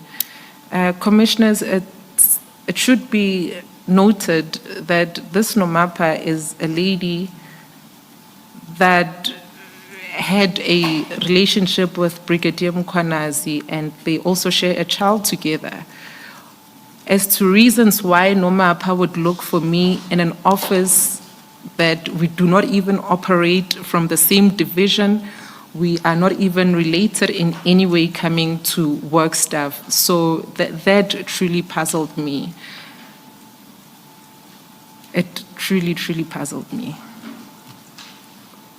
She works for the EMPD as well? She is an EMPD officer. Oh, thank you. Colonel Tipa, I know you say you don't want to cast aspersions because you don't have any facts, but Correct. you must have thought something about this. And that is why you mention it in the statement. Correct, Commissioner. And I think you should say why you thought it was significant enough to mention, and say that even with a qualifier, if you want to put in that qualifier that you don't have facts, but this is what you thought of it. Correct, Commissioner. I wouldn't want an element of what would be hearsay evidence to further be recorded as what is being given by me now. Liesel Tyers then tells me that Nomapa came to the office looking for me on a Monday. It puzzles me because under no circumstance would I communicate with Nomapa unless it is things that would be related to media that she needs to then know. Actually, even the public order policing there's nothing that they report to us as media on. Media is more the successes, operational guys, and under no circumstance would we have anything. I'm trying to link as to whether, what would Noma be wanting from me in that aspect. We are not even friends, we are not even associates, we're just colleagues that we know each other from the EMPD. When we walk past each other, a salute, morning, bye, we would never even engage in a conversation of any sort. Let me ask you directly, and you can say yes or no, so that this part of the evidence can make sense. Are you, with that paragraph, communicating that her relationship with Brigadier Mkhwanazi, because you do mention the relationship and the fact and how close the relationship was, are you communicating, at least you're thinking about it without facts, that because of a relationship with Brigadier Mkhwanazi, that's how she came to know about what happened to you? Is that what you're seeking to convey, even though you don't have facts for it? My thinking, commissioners, is an incident happens over the weekend that is unknown, but like the commissioner had said, that family over family, the news travels fast. But how weird is it that a woman who has a child with Brigadier Mkhwanazi would randomly on a Monday morning ensure that if I did arrive at work, and if not, if maybe Lizelle was to say, no, Lebo is off sick, she would seek reasons as to say, what's wrong with her, hypothetically. And based on my thinking, I think this is somehow linked to the attack, but that is my thinking. Thank you. Thank you. Thank you, Commissioner. Colonel, can I ask you, once you got back to work and in light of your belief that the attack you endured was linked to your work, did you make a request to anyone, Chief Mapieye or a superior, to provide you with some additional security in light of what you'd experienced? Commissioners, it must be understood the type of environment we work in, where protocol is everything, a chain of command is everything, and furthermore, where seniority would play a role in that. I'm a lieutenant colonel. I'm literally 3 positions below what a deputy chief of police is, if not more. We have an instant where a whole deputy chief of police life is in danger. 6 then assistants from the institution, maybe not even department, the institution, but seemingly could not receive it. Who am I if I'm just a crawling ant within the department to receive such protection? And which commissioner in particular are you speaking about now? I'm referring to Commissioner Spies, where, various threats have been made against him, where you would hear officers that because he's operating a motorcycle, it would be easy to get rid of him. I remember this one time, Commissioner, that prior to my attack, I had a vehicle, a gray Audi, that was following me for some time. I further informed Commissioner Spies. Now it seemed like because of this blue light blesser saga that everybody's just crumbling. This vehicle that is subsequently following me, I sent him the registration. He conducts a vehicle inquiry on it, and it is discovered to be linked to somebody by the surname of Mkhwanazi.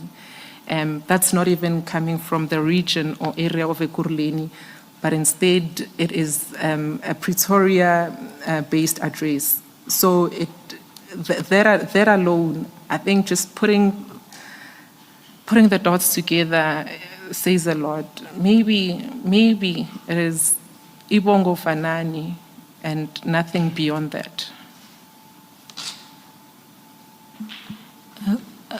Can you please repeat and explain the last thing you said? Oh, sorry, Commissioner. Ibongo Fanani translated to, they happen to have the similar surname with Brigadier Mkhwanazi.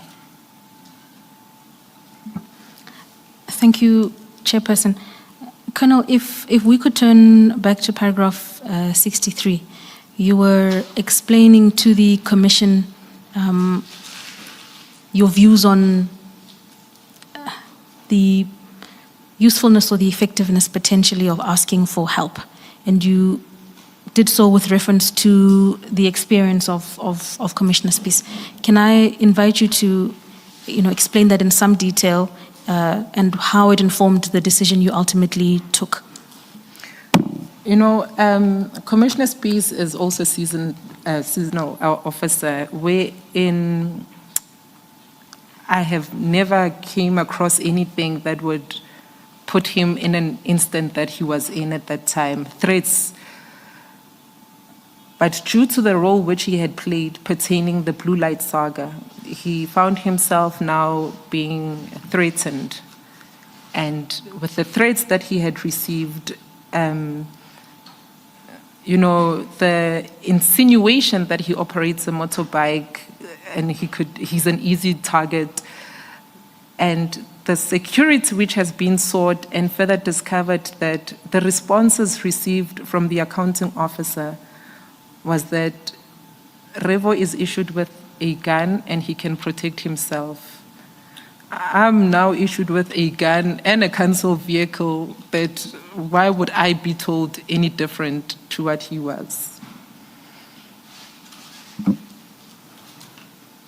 So, just to clarify your position there, based on the experience of Commissioner Spies, in addition to the fact that he's a superior officer to you, you interpreted how he had been treated and made a decision that it was unlikely that you would be afforded security if you sought it. Is that an accurate reflection?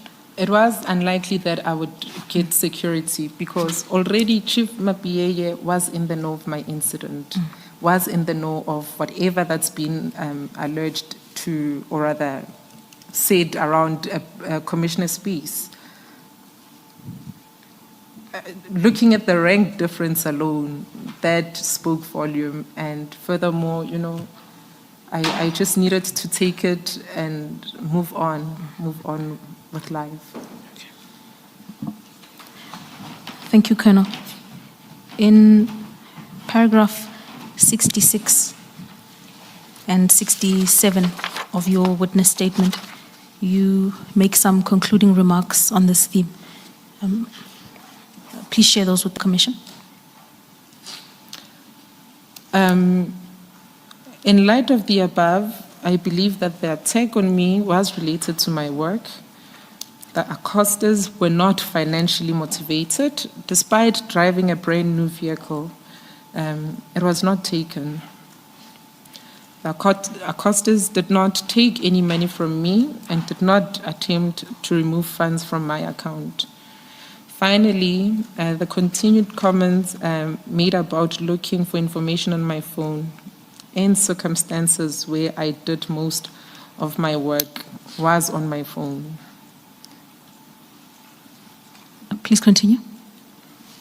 It was clear to me that this was meant to serve as a stern warning and that the assault was done to deliver that warning. Despite my years working out in the field and engaging members of the public, of the general public, I have never, in my 16 years of service, been assaulted for doing my job. Thank you, Colonel. That then concludes that theme, and we then begin a new theme on page 17 with the title, My Role in the EMPD Media Unit. Are you there? I am there. Thank you. In paragraph 68, could you please share the contents of that with the Commission? So, in the aftermath of the Blue Light scandal, Mr. Dlamini told me that going forward, all media inquiries concerning Brigadier Mkhwanazi must go to the office of the city manager. This was during a call made to him concerning another media inquiry that I had received. And Colonel Tipa, what was your understanding? Did you understand Mr. Dlamini to convey an instruction from the city manager, or it was his own initiative or decision? What was your understanding? no, it was one that was coming from the city manager. So there's absolutely no way that Zweli could then formulate or structure instructions that wouldn't be in line with policy or that would bypass policy, as opposed to, having a situation where he then takes to himself to say, no, let's give him Mshana. He calls me Mshana. So I think in a very polite manner of saying that, no, all inquiries pertaining to that is let's give him Mshana. That was his instruction, but of course coming from the office of the city manager would have been the instruction of the city manager. Just to be clear on that, so he did not say so specifically. No, he didn't say All so right, specifically, But you are saying there's no way he could have said this yes, because it Commissioner. didn't accord with how the media sections were structured. That is correct, Commissioner. All right. Thank you, Chairperson. Colonel Tipa, still on paragraph 68.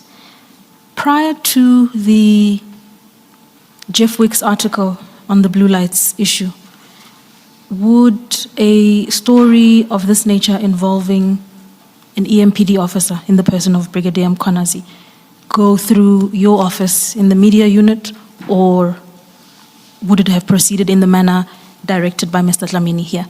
No, it would have came directly to our office, and the responses would be sponsored by the office itself. When we speak of directors, they're still within the employment of the Metro as ordinary employees without having contracts attached to them. So when it starts taking that view, then that's when I would refer matters for consideration in the office of the city manager that would speak to a Section 56 appointees, the contractual appointees. Thank you. Could I ask you to turn the page in your witness statement? You're now on page 18, paragraph 69. Before you address the commission regarding the contents of paragraph 69, could I ask you to go to your annexure bundle, the other file, and please turn to page 22. Go to the annexure bundle, page 22. I am there. Thank you. And then if you have regard to your witness statement, you're on page 18, paragraph 69. Yes. I'd ask you to describe the contents of paragraph 69 to the commission with reference. Paragraph 69, late in October 2023, still the year which a media inquiry was forwarded in Feb. In October, then I received a memorandum from the office of the city manager seeking to herein centralize all outbound communication in her office. The upshot of that memorandum was that all interviews and statements, regardless of subject matter and urgency, must go out of her office. It is then marked as, and attached as KX7. Colonel Tipa, if we turn to the document itself on page 22. Yes. Thank you. Please just read in bold the title of the document there. It's titled Centralization of Communications and Media Inquiries. Thank you. And the document is directed to? It is directed to all heads of departments. From? From Dr. M.I. Mashazi, City Manager. And please confirm the date for the commission. The date, it is the 13th of October, 2023. Thank you. Now you've informed the commission as to what the upshot of the memorandum was. But could I ask you to have regard to paragraph 1 paragraph 1 of the document, the final sentence in paragraph 1, it begins with the words department. Do you see that? Yes. Yeah. Could I ask you to read? It reads, departments are still expected to sponsor information, but the final communication will be signed off and disseminated from office of the city manager. Thank you. And then could you just read the final paragraph there? It says, trust that the request will be well received and adhered to. Kind regards, Dr. M.I. Mashazi, city manager, signed and dated 13th of October 2023. Okay. If you then go back to your witness statement, you're in paragraph 70 of your witness statement. Could I ask you then, what was your response to, upon receipt of this document? You know, Commissioners, I was taken aback. I was taken aback by the content of this communique. In the event that there were some issues, errors, or even challenges that were identified in the department, I'm sure they would have communicated that as such. But at no given point have we ever received criticism about the work that the EMPD Media and PR unit was conducting at the time. Commissioner, it's almost 11:30. Thank you. Let us adjourn and resume at 11:45. Thank you.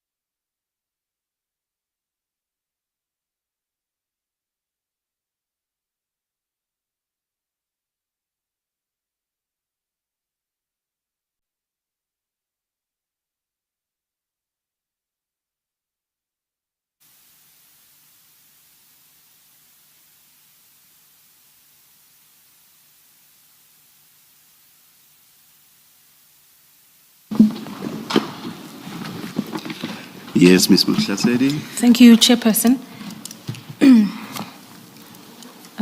Colonel Tipper, just before the adjournment, you had shared with the Commission the memorandum you received from the Office of the City Manager.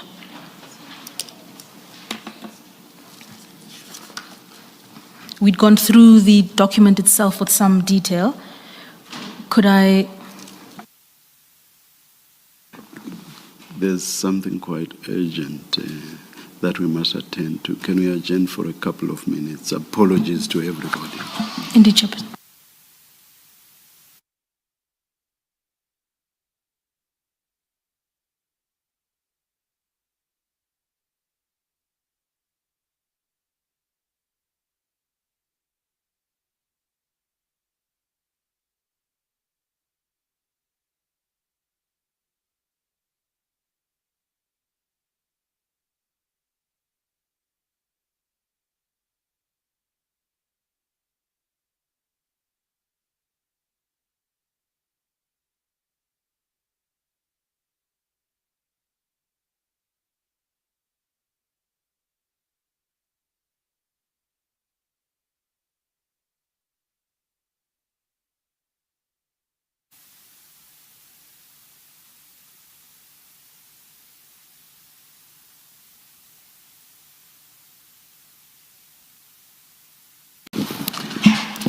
Yes, Ms. Mkhwanazi. Thank you, Chairperson.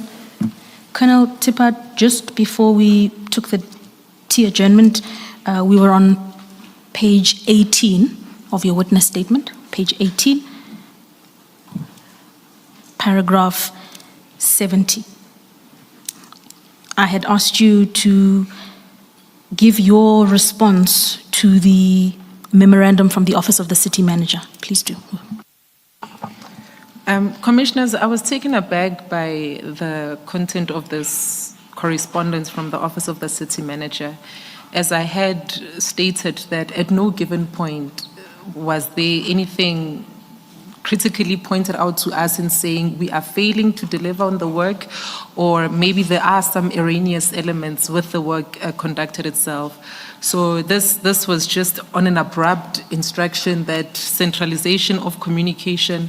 It was apparent that clearly there should be a degree of a specific office enhancing or even just releasing media statements in relation to the matter itself. I think what they had missed was the fact that EMPD carries a great bulk of media inquiries. We're speaking now the bylaws. We're speaking accidents when a news agent would take interest in a particular accident that had happened. So those trivial things they had missed, and when they have drafted this, it was in a generic form of saying including those which are so trivial should be directed to the Office of the City Manager, when they again had other departments to attend to and further speak for the same departments that didn't have spokespersons. Thank you.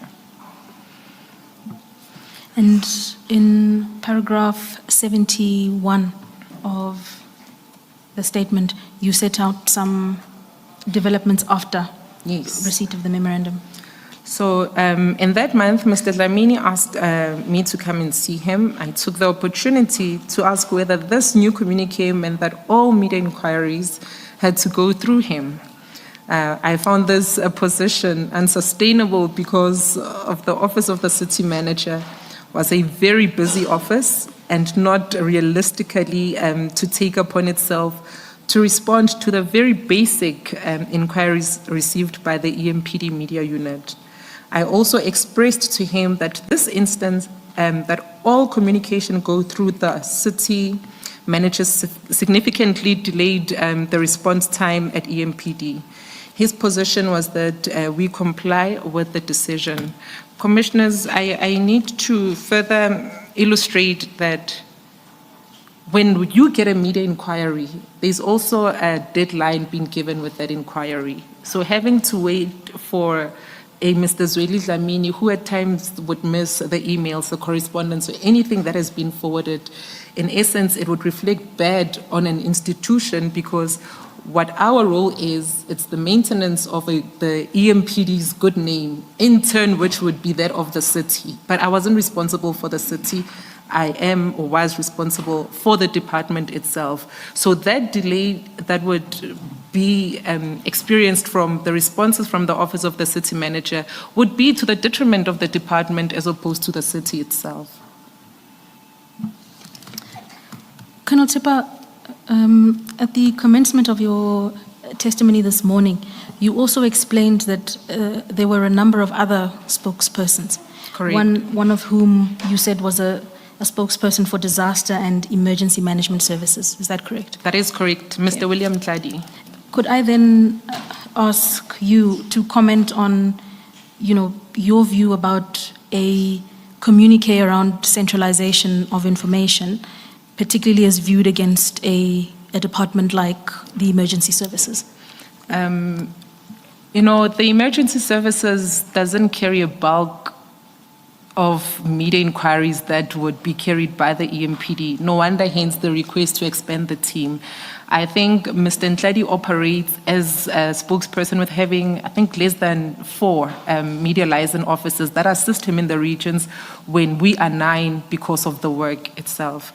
So the impact which it has for the department cannot be compared to that of the disaster and emergency management, because we're talking of a service where there would be an accident, either he speaks or I speak on that, or we just do a joint statement as the 2 departments, the one that responds to do the rescue operations and us that comes and do the gathering of info and reducing it to accident reports.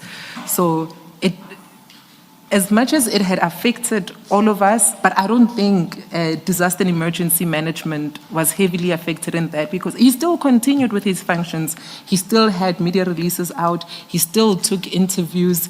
I would see him on TV reporting on maybe some burn shacks within the city of Ekurhuleni.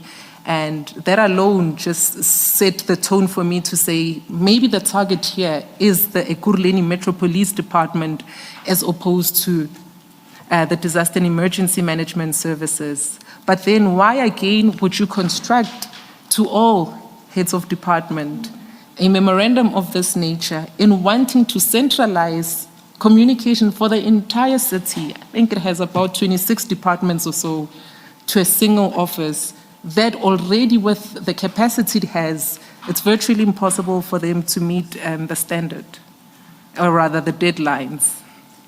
Colonel, I just want to find out something from you.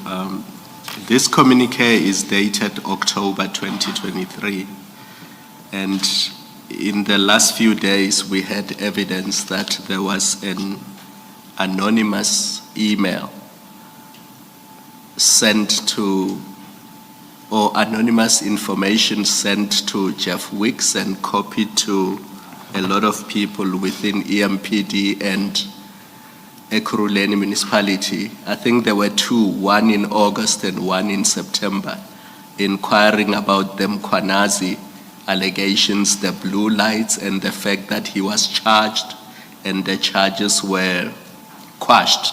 In other words, they did not continue with the proceedings against him. Were you aware of those emails, and can you comment on whether or not this communique was in response to that? I was never aware of such correspondence that came anonymously to the department, the city. I knew nothing about it, but what I had picked up was the communique itself, the memorandum from the office of the city manager, sought to restrict communication, dissemination of same, which is a core function and the mandate of the media and PR unit. Thank you, Commissioner. Colonel Tipper, you have shared with the Commission your response to that memorandum, but you detail a further interaction with Mr. Dlamini from paragraph 72. Can I ask you to go there? So I later reached out to Mr. Dlamini and asked him whether he was certain that we should continue in strict compliance of this policy amendment. Commissioners, it's done so for reasons that already we are falling behind schedule in terms of our deadlines. You know, you would need to make follow-ups with him. At times, he's not even available, not on his phone. You send an email, and it takes longer for a response to reach you. So it became a bit problematic and very saggy and draining us as a team that needed to execute our duties. So he said, no, keep the standard routine inquiries and send me the complex ones. Where do I then draw a line to say this is more complex and this is standard routine? I think at the back of my head, I would believe what he meant is when it pertains to an accident inquiry that you guys know, then deal with it, attend to it, heck, have a field day with media. But when it comes to those that are complex, like I said, complexity in this instant, what would it be? How do I then draw the line? Would I, at any given point, step over what would be boundaries set by the very same directive issued by the Office of the City Manager?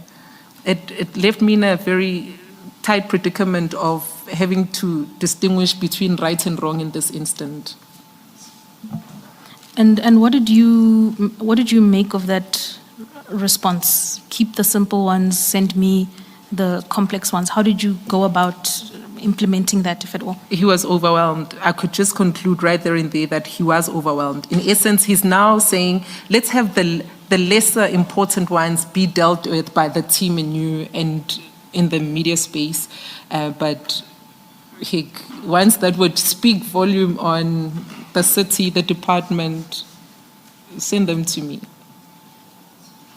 But everything speaks to the city and the department. So what is to be sent to him? I wish, for clarity's sake, they had reduced it to writing and said, when we speak of complexities, this is what we are referring to, that I do not then bypass or seemingly would want to circumvent a memorandum.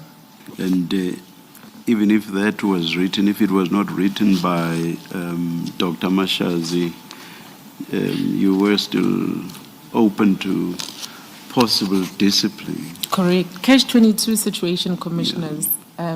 In Sesotho, we call it khomo ya moshate. Wa e gapa o molato, wa e lesa o molato. What do you then do in such instances? That sounds quite beautiful. Can you translate it? It's in essence a catch-22 situation where, you know, damned you do, damned if you don't. Okay.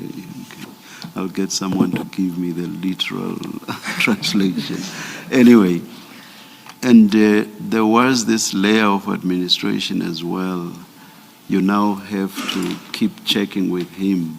When are you finalizing this one? When are you finalizing that one?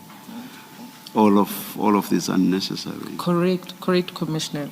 Yeah, and is there anything other than the Jeff Weeks inquiry and your response that you would attribute this to? Is there anything else you could, that is Dr. Mkhwanazi's instruction? Not that would come at the top of my mind at that particular point, but of course, having learned what I now know, it is clearly this was a prohibition of some sort for us to not even be making further announcement or reports on it. So stay away from it, and let's have a system where we move on. Thank you. Thank you, Commissioner. Thank you, Chairperson. Do you, other than this letter at page 22, or this instruction at page 22, was any reason ever provided why this change in the way that you now do the media work? Yes, Commissioner, of which it's part of the submissions which I had made in my statement, that, you know, one of the reasons was that umama akajabulanga nge-media. So because the city manager is not happy with media, and probably how we had gone to handle the inquiry forwarded, of which there was nothing wrong with the way the inquiry was handled. It is standard practice.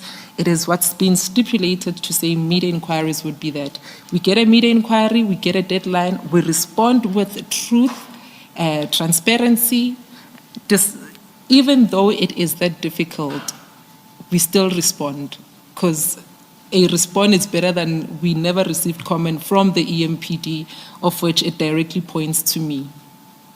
So you were informed that the reason for this change is because the city manager was not happy with how you dealt or responded to the Mkhwanazi issue. How it was termed by Zweli didn't make reference to the city manager, but when he starts saying umama agajabulanga, then one must then read between the lines that, so clearly the city manager is not happy. Not happy with what? The content, the language used, maybe even grammar in that aspect. But can I have something specific that would point to what the error is in the response I had furnished?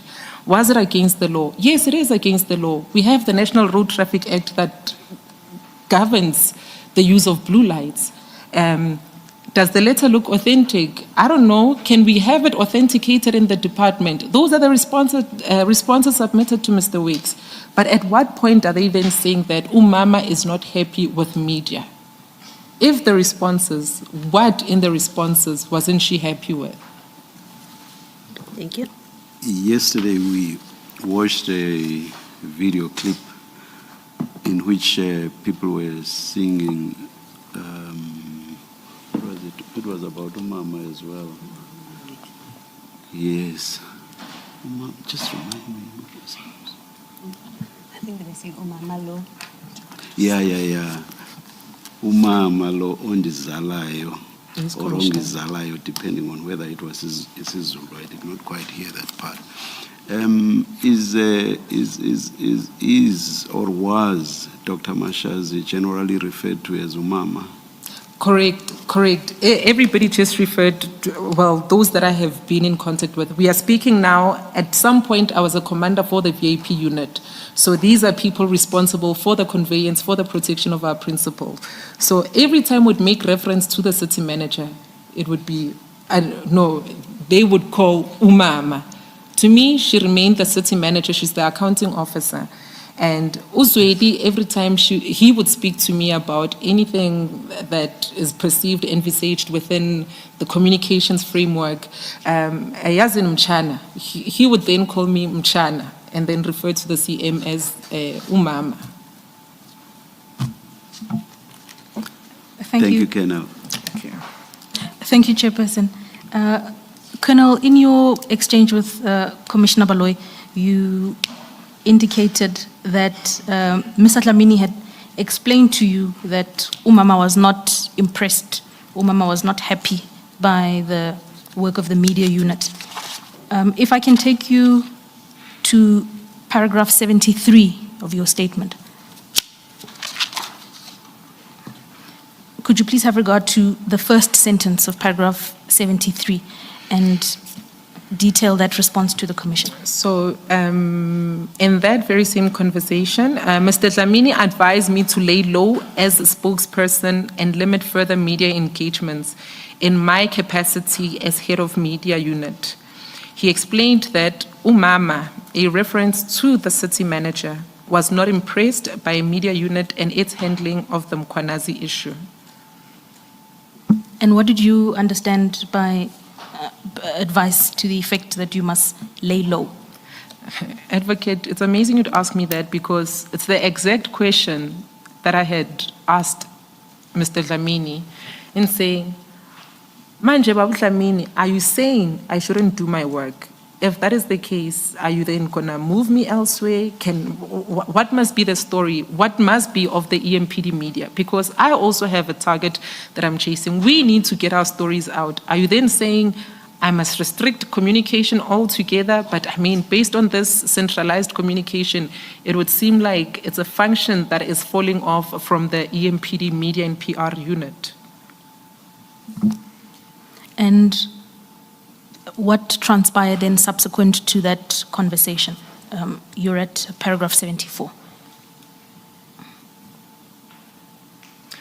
Okay. It reads, at that time, I did not appreciate the closeness between the city manager and Brigadier Mkhwanazi. In hindsight, I see that he was trying to warn me. You know, I really took this for granted. I really took it for granted. Had I had an understanding of what he meant when he said, Umama is not impressed. There was a time he made reference to say, hey, Yazmchana, now in Nama associations wako. I didn't understand what he meant by associations. Clearly, maybe I'm perceived to not be within the group of people that needed to be wherever. I have no idea. I said, no, man, Puma lapo, Puma. I'm asking, who, people Dlamini? Where, Mr. Dlamini? I'm not understanding what is happening. Is there even association? I'm just here doing my work. You guys have taken me to school. And after getting the qualification which I had, now I need to use it to the full max. But instead, I'm now receiving backlashes for doing my work. I don't even know what the expectation is in this instant. Maybe if it's one that digresses from my job description, I would be better placed to then say, no, you are going against this, which is what you are appointed for. Did he ever get to explain what associations he was referring to? No, he never explained, Commissioner. To date, I still wonder what are those associations. Maybe rogueness from truthfulness, maybe lies from truth.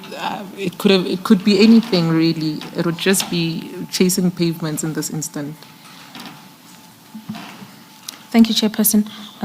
Colonel, you are still taking the Commission through subsequent events to that discussion. You are now at paragraph 75. So I returned to the office then after the meeting held at the EGSC. So the EGSC, it's an administration building in Germiston where the office of the city manager is, the other HODs and the likes. So after getting back to our office in Bedfordview, I then informed the Chief of Police Chief Mabiyeye, who then is also amazed by this. I further informed Colonel Duplessis because we happen to work relatively close in the space of, and including the matter when IPID came through where I had roped him in. So it was only fitting that he takes note of what the recent developments are of saying, Lebo, lay low, don't do your work as a spokesperson, don't be scarce, make yourself scarce, and that was the expectation. And I did indeed make myself scarce. Please proceed.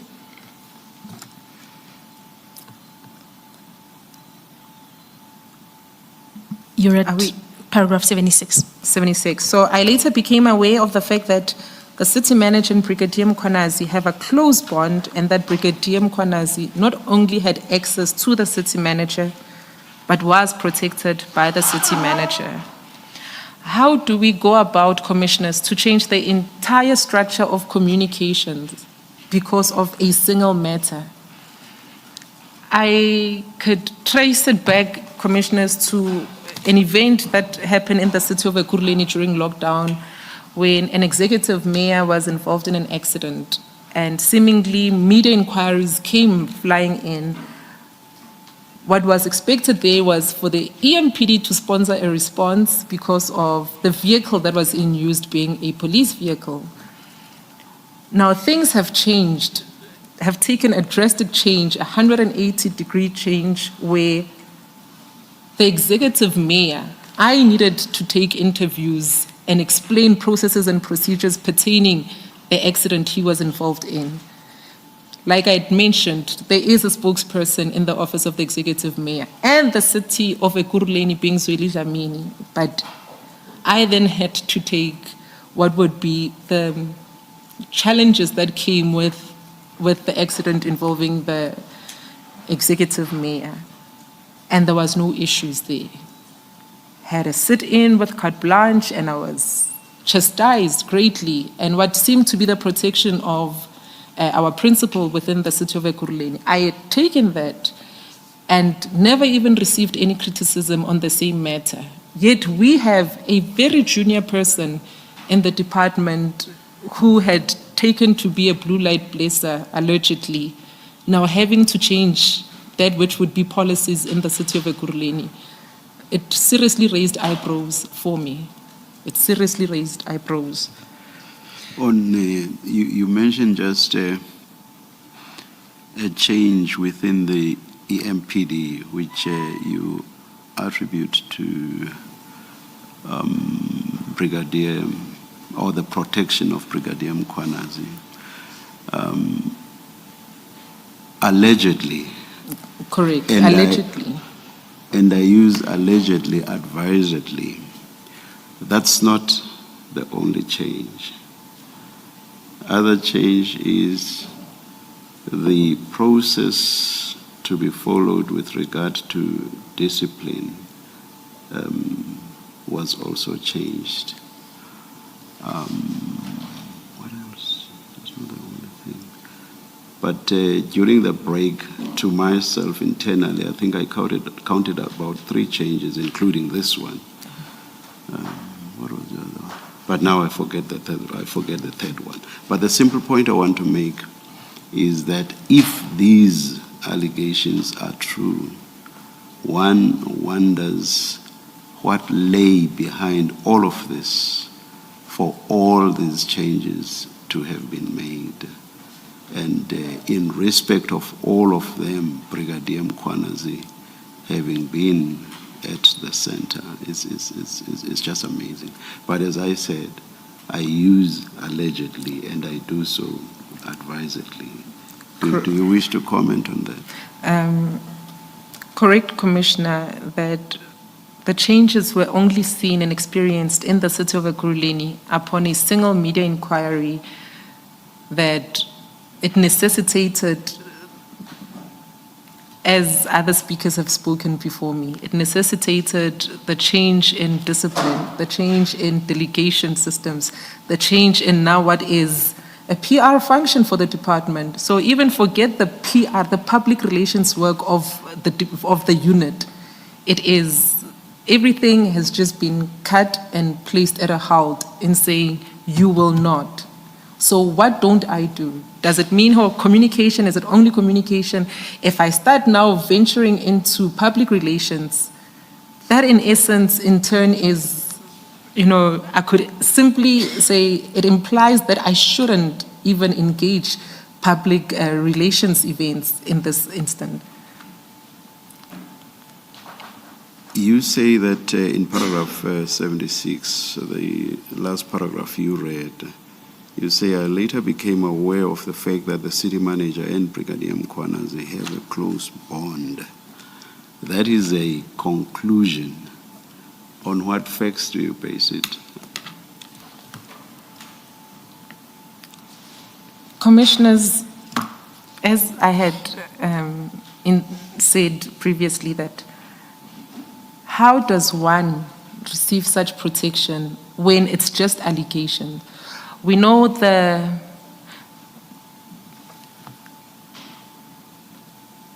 what is required by law, it is for one to be proven guilty beyond a reasonable doubt. But these are just simple allegations leveled to an individual that would be properly investigated and ventilated. There is no need to touch base with people that are not involved or even linked to this whole debacle. As a spokesperson, I had received an inquiry and I had done what is expected of me and further furnished responses. What was it then for the city to change a system of communication through the centralization? It is protection. What was it then for the city to say, no, I'm taking away rights or even powers of what would be a divisional head coming to issues of discipline? It is the very same issue. So everything is centralized around Mkhwanazi because of the fact that, an inquiry came into the department that we were never aware of, and seemingly it just led to a whole lot of revelations. So the short point is there is no way that Dr. Mashazi would have done any of this if they were not close. I suspect that. I know that to be true, Commissioners. Thank you. Thank you, Chairperson. Colonel Tipper, you were still on page 19. Can I ask you to deal with the contents of paragraph 77, and then please also move on to 78.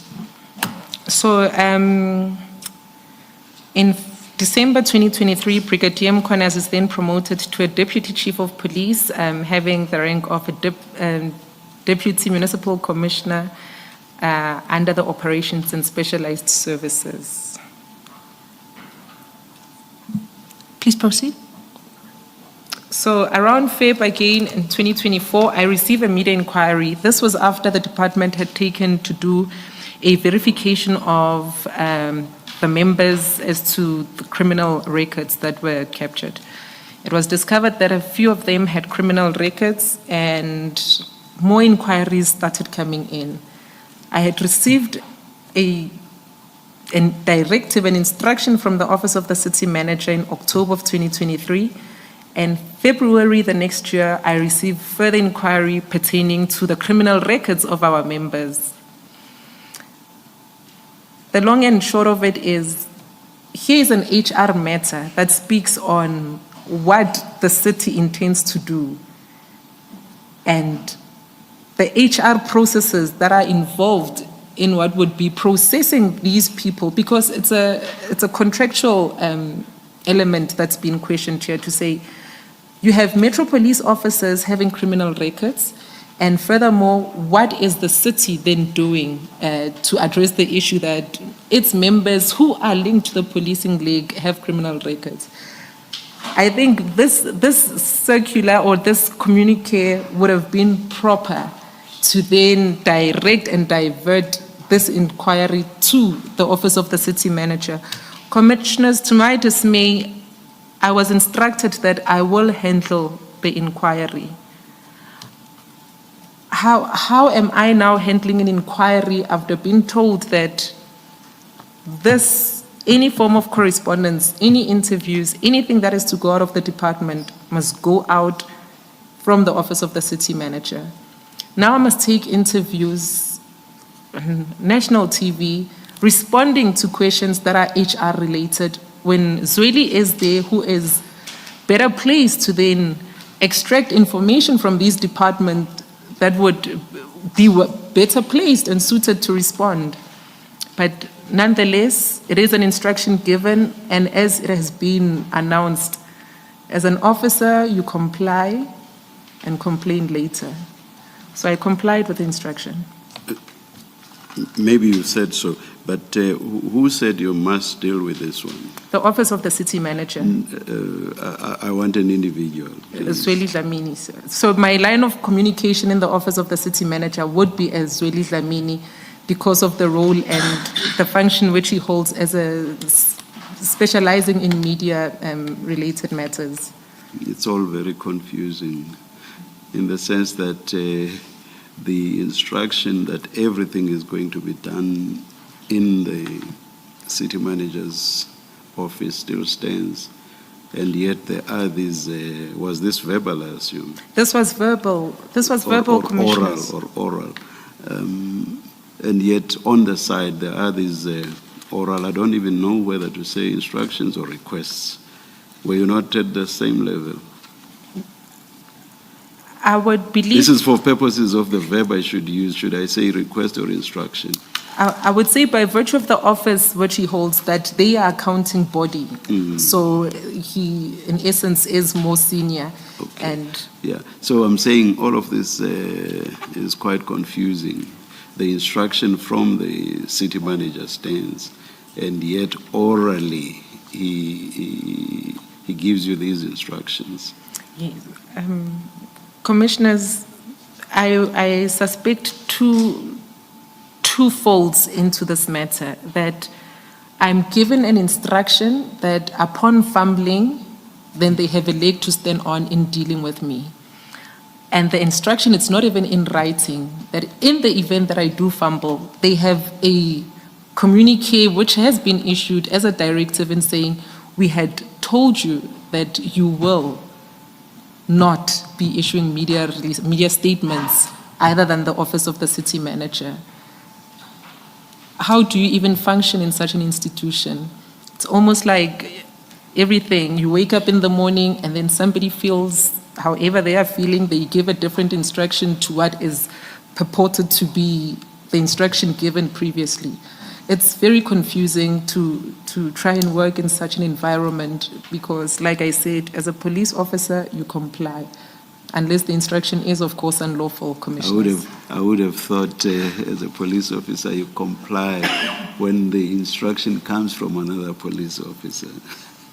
Indirectly, Office of the City Manager, they are the head of administration. As police officers under the head of Chief Mabiyeye, we are also administrators. So ours, it is to carry out instructions that have been given and pray and hope that they're not unlawful in any way.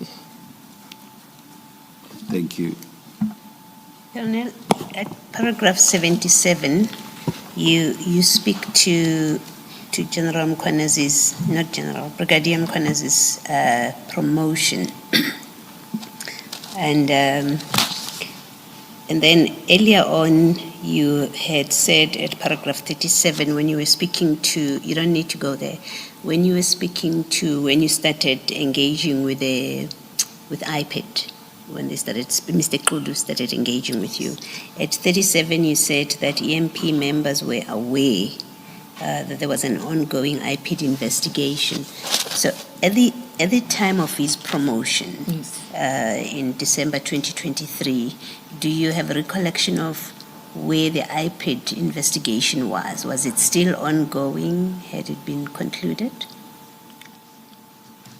You know, it's very vivid in my head because, Commissioners, even having to collate this information, what is documentary placed before you, I needed to maybe just express the fact that I was suspended and recently returned to the office.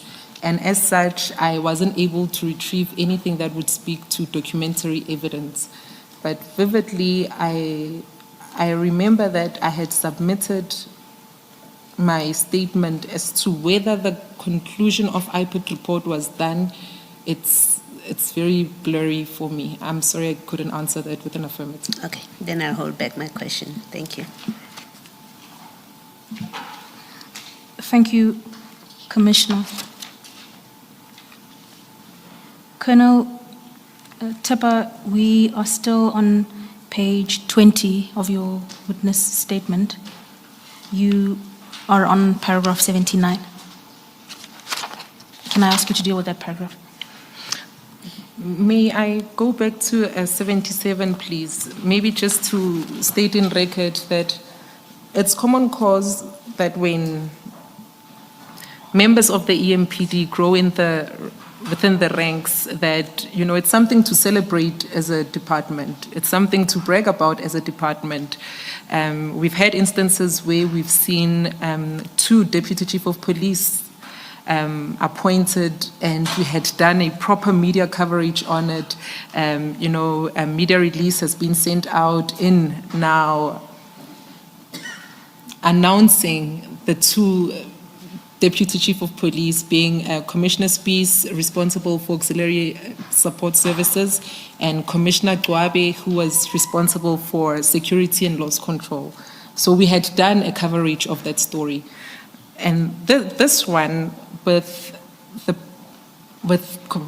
Deputy Chief Mkhwanazi now, there was never anything of that sort. There was never anything formally done where, you know, part of the event would be media take us through this and prepare a media statement, announce on the promotion of a senior officer within the department. So due to all this that has been happening, the instruction that contradicts and conflicts itself, I'm now caught up to wonder, if he's promoted, why did media not cover it? And I mean, as a spokesperson, I would have wanted to brag that yet again in the city of Ekurhuleni, seeing promotion where internal growth is imminent, you know, a whole director has now been promoted to the level of a deputy chief of police, creating an upward, something to brag about as a department, but it never happened in this instance. So I just needed to place that on record, Commissioners. Thank you. Of course, in accordance with the instruction from Dr. Mkhwanazi, ordinarily now, according to that instruction, this would have had to come from her office. Technically, I would suspect so. I'm not at all taking anything away from the points you make. Correct, you know. Commissioner. All things being equal, it's your office that should have done this. I accept that. I'm just saying, but now it's a fact. The instruction from Dr. Mkhwanazi exists, and therefore it lay with them to issue that sort of media statement. That is correct, Commissioner. And Yes, the question is, yes. was such Now, yes. Let me was know. such media release ever published in the city? I have never seen one Yes. that spoke to that. Yes. Then the point I want to make is, would I be speculating in a manner that has no foundation whatsoever if I said, if I were in their position, I too would not have issued that media statement, reason being, rather than being celebrated, that is the promotion, it would have caused people to go back to the Jeff Weeks inquiry and article. They would say, oh, how is such a person being promoted? So speculating, I would say, that's the reason why it was done quietly. Do you wish to comment on that? You are 100% correct, Commissioner, in that, in hindsight, it's exactly that. They cannot even announce his promotion to the world, to the nation, and say the EMPD has now appointed a chief when there is still a dark cloud hanging over what is allegations linked to these blue lights. And furthermore, the explanation that had to be provided in saying, but why then was he considered a candidate if already there's still some unfinished business? But like we said, Commissioner, not even casting any aspersions, I think the Commission is quite competent to handle those elements. Was this promotion announced internally to the staff? I don't remember.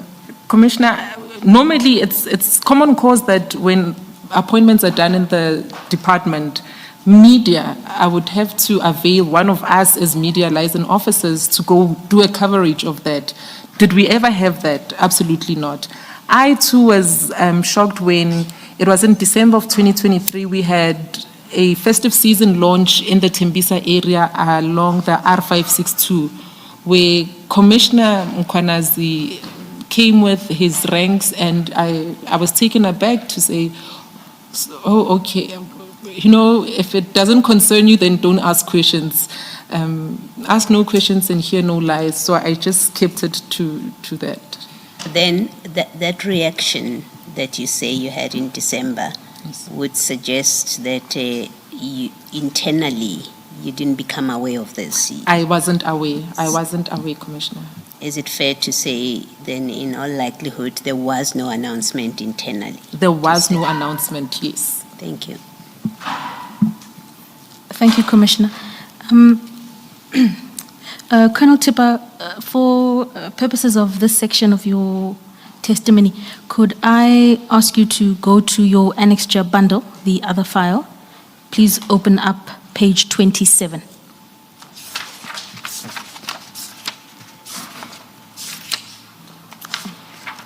Page 27 is annexure K8, but it falls under annexure K8, but could you please go to page 27? Are you there? Yes, ma'am. Thank you. Then could you please go to your witness statement? We are at paragraph 79. Please speak to that paragraph. So on paragraph 79, I slowly started to get restricted in my work, and finally, On the 31st of July 2024, at about 1700 hours, an email is sent by Brigadier Mkhwanazi to the Chief of Police, the HOD Human Resource, Ms. Nhlanhla, and has copied the management of the department, stating that the media unit is disbanded with immediate effect, and it's attached as KX8. Thank you, Colonel. Could you please have regard to page 27 itself? I'll ask you a few questions based on the document. You say in paragraph 79 that that's an email from Brigadier Mkhwanazi. Could you read, let's start with the email at the bottom of the page. The page reflects two emails. Do you see that? Okay, so the email is from Julius Mkhwanazi with an Ekurhuleni email address. Thank you. Please tell the Commission when the email was sent. The email was sent on the 31st of July at 5:05, being on a Wednesday. And the subject matter of the email? It says the subject being immediate disbandment of media unit. Okay. Can you go back to the list of the recipients of the email under 2? So 2, it is directed to Isaac Mabiyeye, who is the Chief of Police, Linda Xasheka, who is the Human Resource Head of Department, Hamilton Ledwaba, who was the Divisional Head for Licensing then, Revo Peace, Deputy Chief for Auxiliary and Support Services, Ndumiso Gwabe being the Deputy Chief for Security and Loss Control, and lastly it is Linda Naika, who is the PA for Dr. Mashazi. Colonel Tippa, were you copied in? Was this communication directed towards you? Are you listed either under 2 or CC on the email? No, commissioners. Could I then ask you to look at the bottom of page? And, sorry, Alvavima. Those CC'd, were some of them at your level or perhaps even below your level? Don't run, just don't go through the list, but just, go through it purely for purposes of looking, I think it would be difficult for me to say commissioners, because there has been appointments that have happened in the city, and at that time I'm not sure who got appointed to what level. But looking at it, I think give or take it would be around after the promotions were done, and it would be the middle to upper management of the department. I just wanted to get an idea of whether you were deliberately sidelined. Thank you. Thanks, Ms. Mashasiri. Thank you, Chairperson. Colonel, we are at the bottom of page 27. After you've told the Commission what the subject matter of the email is. It's the immediate disbandment of the media unit. Could I ask you to read those 2 paragraphs at the bottom of page 27? So it reads, good afternoon. As per yesterday's meeting with the city manager with regards to the immediate disbandment of the media unit, I have come to a decision that the members will be deployed to different regions under operations and specialized service. They will report directly to the directors as of the 1st of August 2024. Thank you. And when you turn over the page to page 28, without necessarily disclosing the names of the individuals there, please, inform the Commission what the content of that page is. So I would suspect that the content, it is to announce the immediate disbandment of the unit and to further deploy or transfer or even redeploy the members therein of the media and PR unit. And Colonel Tippa, the first sentence on page 28. Could you just read that into the record? It speaks to the deployment is as follows. It lists all the 9 members. And is your name included in that list or not? It is included, Commissioners. And when you speak about all the 9 members, is that a specific reference? Is that a category? Please explain what you mean by all the 9 members. So it is the 9 members that had belonged to the Ekurhuleni Metro Police Department's media unit. And what appears at the bottom of the page? It is a signature, which before that it reads, "Hope you find the above in order. Kind regards, J.D. Mkhwanazi, Deputy Chief of Police, Operations and Specialized Service, Ekurhuleni Metro Police Department." Did anybody ever write to you directly, Colonel, and say that, Colonel, now you are being redeployed? The very same email that was forwarded to the Chief of Police, he then took liberty to forward to myself and Colonel Du Plessis in his office, probably for noting, maybe it could have been anything, Commissioners, but I suspect that this to me was very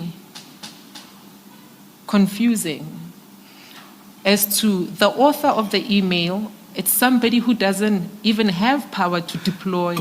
Before we get to the power, which you do deal with, I think paragraph 80 of your statement. My apology. I'm just interested in the communication of the decision.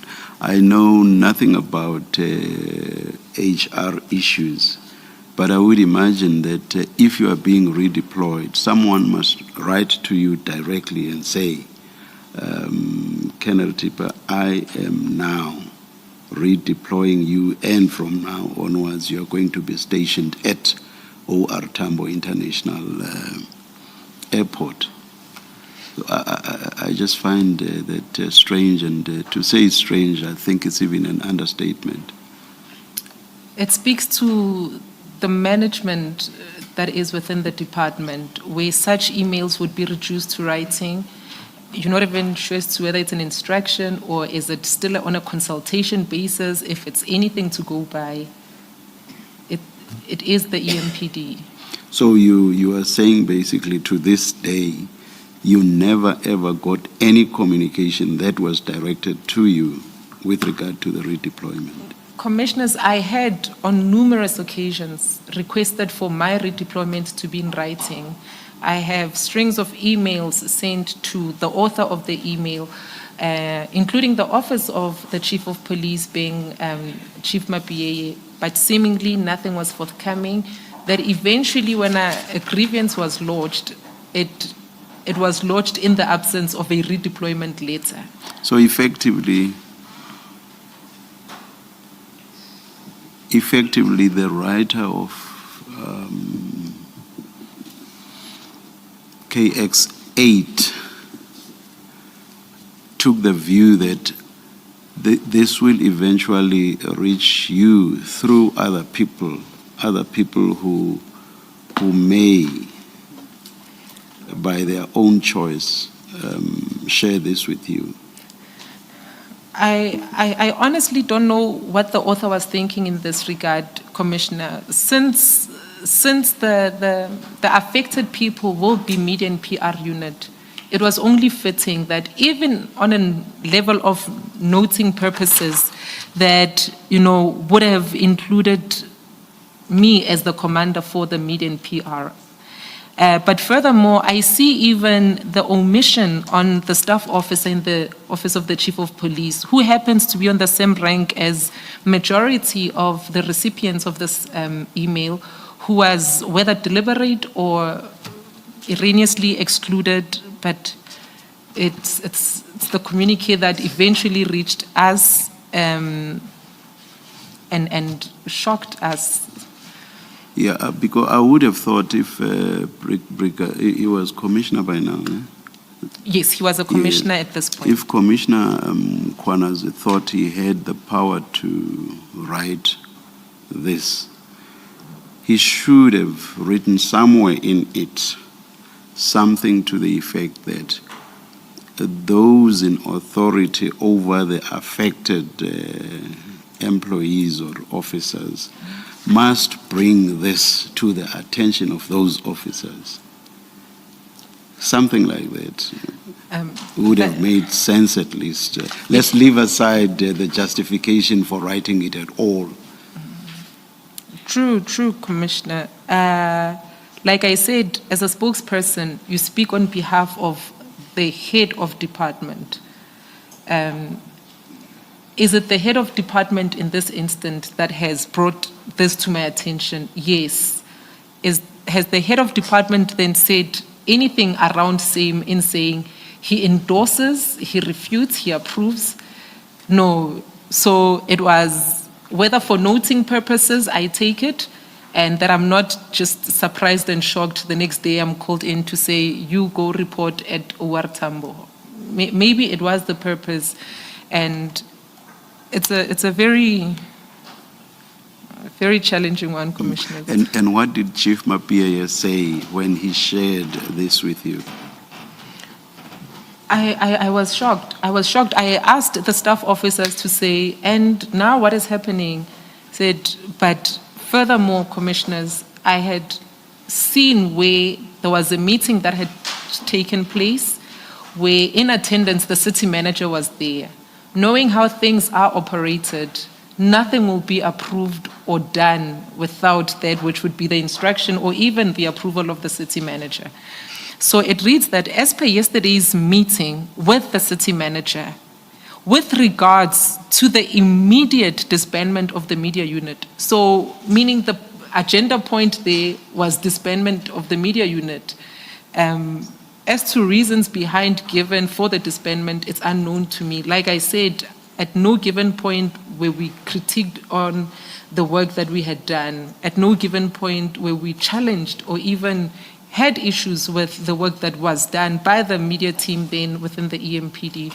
So from this, where the city manager had endorsed or approved or even instructed for the disbandment, I think that's when I knew that, look, Lebo, you have bitten more than what you could chew.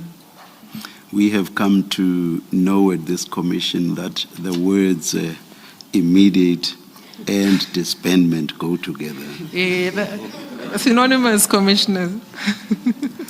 Yes, Ms. Mkhwanazi. Let me just ask this. In that first line in that email, it says, as per yesterday's meeting with the city manager with regards to the immediate disbandment of the media unit, did Chief Mapia, and if not him, through your own information, ever come to say to you, or inform you rather, that that meeting, whatever meeting he's referring to, discussed the disbandment of the media unit, whether there was such a discussion as a matter of fact? You know, I can't remember, because during this period, we were also having what would be awareness notification sent to members of the public where they would have their vehicles impounded, to say that this is a call being made to the owners of these movable properties to come and claim. So it was a busy week where we had invited media houses and furthermore preparing for the bid with our pound section for that aspect of. But as to whether I was,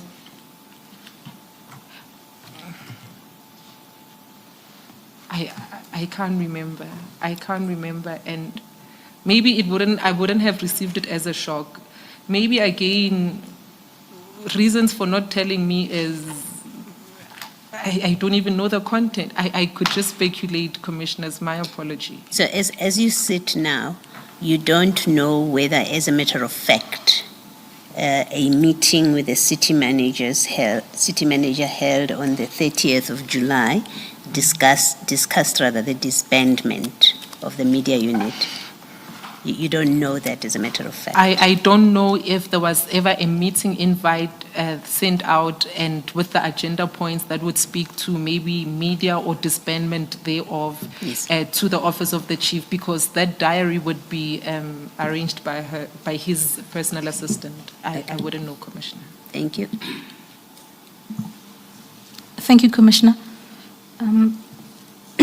Colonel, we're still on page 27. Are you leaving the communication? Please ask your question, No, Commissioner. in the annexures, the colonel's response to the email is there, so I was wondering if you're going to deal with it. Can I allow you to ask the question, Commissioner? I'm not sure I...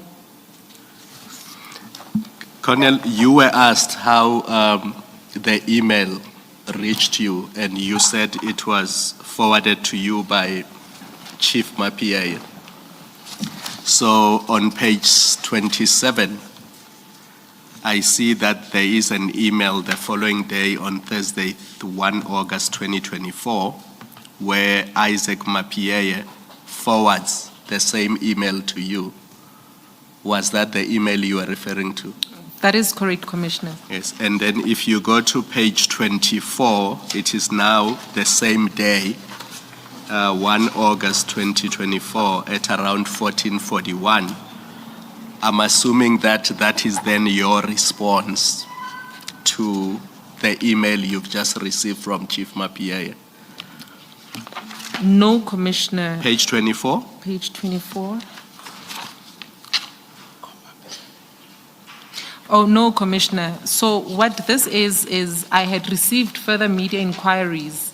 So on the file, there's a page 26 where the Caxton group, Caxton, it's a local media group that we have in Ekurhuleni, they had forwarded this communique to me. And, you know, I'm in no position, no liberty to respond to it due to the disbandment of the unit. I then forwarded to the office of, I think by then it was the acting chief, who was Commissioner Mkhwanazi. I had forwarded to his office, who then said, I must forward it to Zweli. So I'm being redeployed to do operational work at the UR Tambo. I must further do administrative work for media and PR. So it was just confusing for me, and that's when I had said, with all due respect, exactly where am I working and what is my work precisely? So then what is that email on page 24, bottom of the page at 14:41? So it says 1st of August. Oh, okay. So it was after the inquiry came in. I write to the management. It says, it has come to my attention that I keep receiving communique, even internally, for media-related purposes. From the meeting held today, chaired by Deputy Chief of Police Mkhwanazi, it was established that the unit was banned 2 days ago, and no engagements were made with various stakeholders. So, although the redeployment is done and received with great protest, I am humbly requesting for it to be in writing. I wish to exercise my discretion over it. Can the city please issue or notify various media houses of my redeployment that I know them, the then media team engages with them? I will be comfortable knowing that my request is receiving your utmost attention. Regards, KT. So it was in response to having been disbanded and having received further media inquiries and having an expectation to say, every time a media inquiry is forwarded to you, then directed to the office of the city manager. Can we have a system then where the institution, the department, powers that be, inform our stakeholders, the media that is, in saying that, no, this person is no longer, or that we do not have a media team anymore, and as such, all correspondence will go to the office of the city manager. That's the gist of it, Commissioner. And the people you copied on this email, did they include the now Deputy Chief Mkhwanazi? Correct, Commissioner. I am not finding it here. But it would have, because in essence, it's a request being put to him, and it would be, again, to the Chief of Police, to the Deputy Chief of Police, and also the Communications Department in the Office of the City Manager, Mr. Zweli Dlamini, saying, can we have this rectified, please? Or else I'm going to be expected to do operational work, only that there's still a great expectation with media work from me. The use of the term disbarred. His email says the EMPD's media unit is disbarred. Yes, it does say so, Commissioner, from the Caxton Group, where the questions are as follows to say, may the city kindly confirm on whether or not the EMPD's media unit has been disbarred and the reason why this is the case? And furthermore, what specific action led to the media unit disbarment? As we have been informed that it was involuntary, how long will the disbarment last, and will this disbarment not impact the local media and its operations? What impact will the disbarment have on the media unit's operation and employees? I think Caxton was correct in taking interest as one of our local media house that we have there. In essence, it covers the 3 regions of Ekurhuleni. You would have your Kempton Express, your Tembisa, belonging to the Caxton Group. You have your Brakpan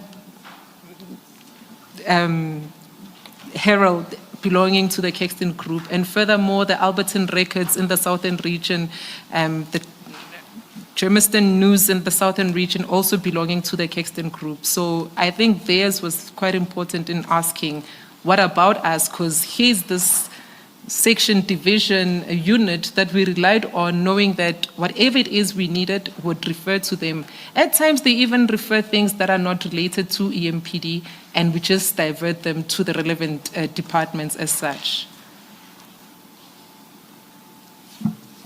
Thank you, Commissioner. Ms. Mkhwanazi, I see that it's getting close to 1 o'clock and we are still to start with another witness, as I understand. I hope you will not fight with me if I suggest that perhaps we should request the Colonel to simply read what remains of her statement, and I hope my colleagues will not ask their copious questions. I will try to keep mum. Are you fine with that? No, I'm kidding, commissioners. This is an inquiry. This is an investigation. If we must ask questions, we must. Indeed. Chairperson, I wouldn't have an objection with that proposal. Yes. It would come with one request, of course, yes. which is that our witnesses, the line of witnesses who've come to the commission, are usually given an opportunity at the end, usually to discuss under the impact of their lives. Yes. Colonel Tipper didn't have an opportunity to do that in her witness statement. Yes. So if she would be provided, No, by with all an means. Otherwise, by all means. Yes. By all means, yes. And by that I don't mean if, for example, you want to substantiate on an issue, please feel free to do so. Thank you, Commissioner. Thank you. Will you direct the witness to the relevant we will. paragraph? Thank you, Chairperson. Thank you. Colonel, we are on page 20 of your witness statement. You were at paragraph 80.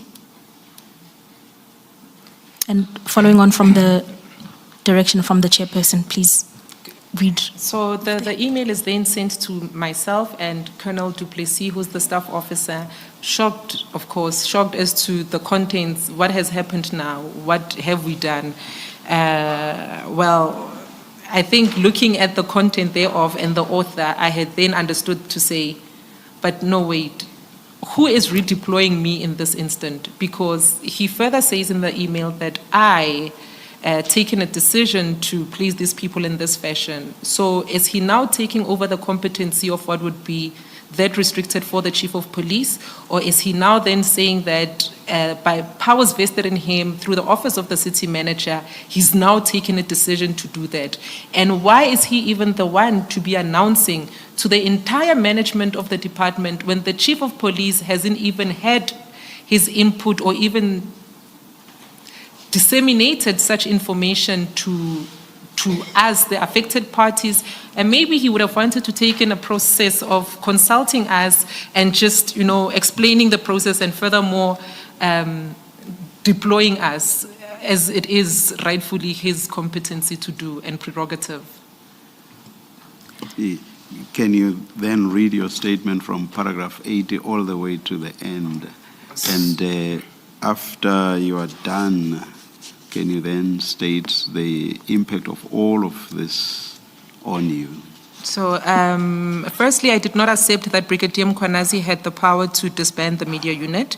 Secondly, he didn't have the power to redeploy us as EMPD officers. That is a power and competency exercised by the Chief of Police as the head of department. But from reading the email, it was clear that this took place with the approval of the city manager. I decided to put up a fight against the decision. I attended a meeting in Germiston on the 2nd of August 2024. I relayed my questions to him and wanted to understand reasons given for wanted to understand the basis for disbanding the media unit. No direct or sufficient answer was provided to me. In order to protect myself, I requested that my redeployment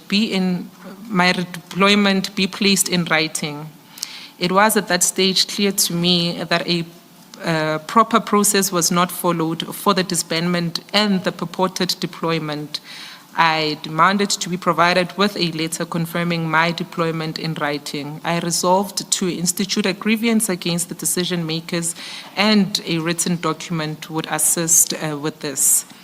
Brigadier Mkhwanazi, Commissioner now, had committed and said that he would prepare the redeployment letter for me.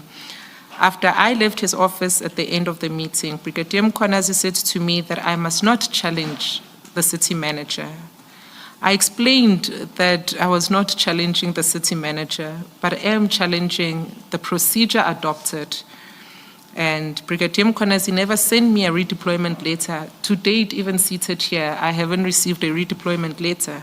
I then lodged a grievance, and that just took the route of labor matters. Then in early August 2024, I accepted my fate and moved to the airport and complied with the instruction being given. Whilst there, again in August, I learned that Chief Mabiyeye is now suspended. Of course, I'm no longer in the media space, but yet, it is what it is. Over the course of time, I became settled in my new role. However, I subsequently discovered that the EMPD media unit was never disbanded. My team of 8 liaison officers had been deployed to various places, and they continued to be doing media work.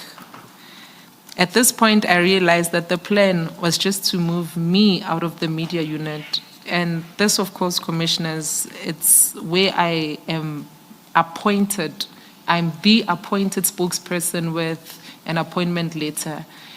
And having to be the responsible person moved out, and when people who are seconded in that are being kept to run the work, it enunciates on the level of competency within the city, and my apology for that, but it just spoke volume to show the type of management systems that are in there. Dictatorship would best describe it, because when given an instruction, you cannot even question. How do I not challenge a process with fairness of being moved out of an appointed position? I wasn't seconded there.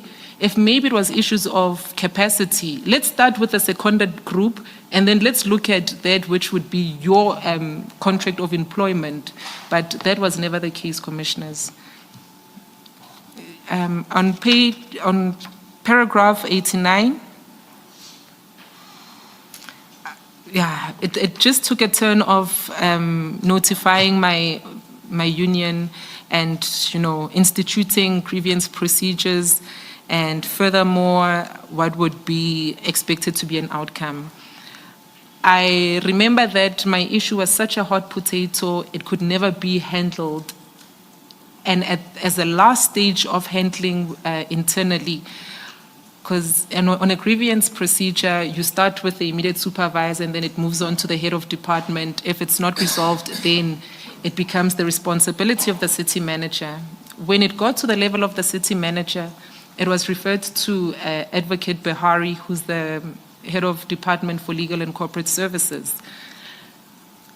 Despite factual evidence provided to him, we're talking appointment letter, the work being done, the fact that the unit is not even disbanded, that they are still continuing doing media work, he simply told me he will not rule in my favor and I must seek relief elsewhere and find alternative means of challenging the system. Colonel, your immediate supervisor, now you are redeployed. Correct. To this OR Tambo Correct. precinct commander. Your immediate supervisor is who? The immediate supervisor is a Colonel Malefofane, who then makes the ruling that he doesn't have a mandate in this matter. The instructions given were given from above, and he cannot then make a ruling on same. So that's when it escalated to the head of department, who's now is the person in question. And then because it's never handled, it escalated to the office of the city manager as a third step. Okay.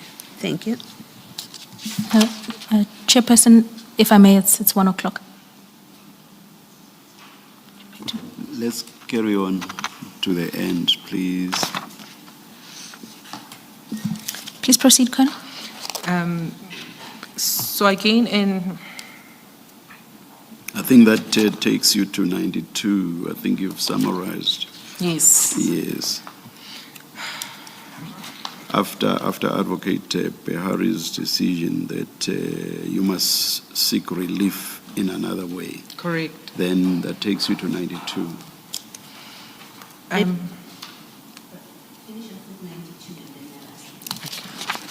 So my union proceeded to lodge a case in the bargaining council.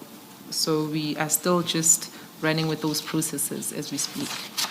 Now, when you were appointed head of media, and I think your testimony just a short while ago, is that you had a letter of appointment. Correct.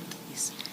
And what is the substantive change in your functions now that you are commander of a precinct? What are the differences between the two jobs?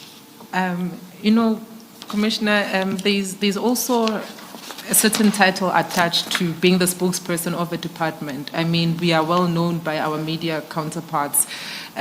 This is an element of, demotion in its nature.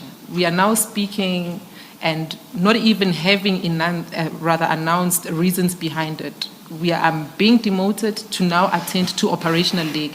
Had I wanted to be operational, I would have applied for an operational and specialized services post.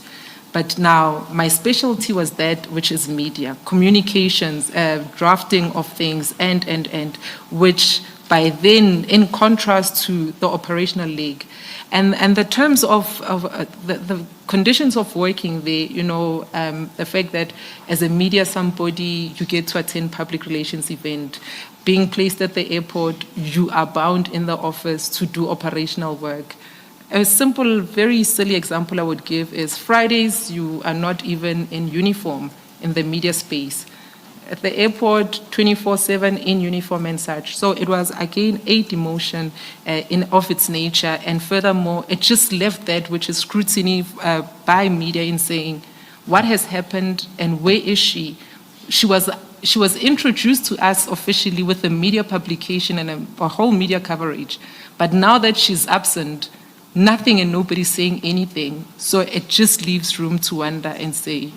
So the content of your job was changed. It was extensively. It was a completely different job. Correct. And this was done without consultation Absolutely. or your agreement. Correct. And without any document that tells you that now you have a different job. Correct. Thank I you. still do not have a job description for a commander of the OR Tambo International Airport. It's just based on the experience of growing within the ranks that I know what is expected operationally. Thank you.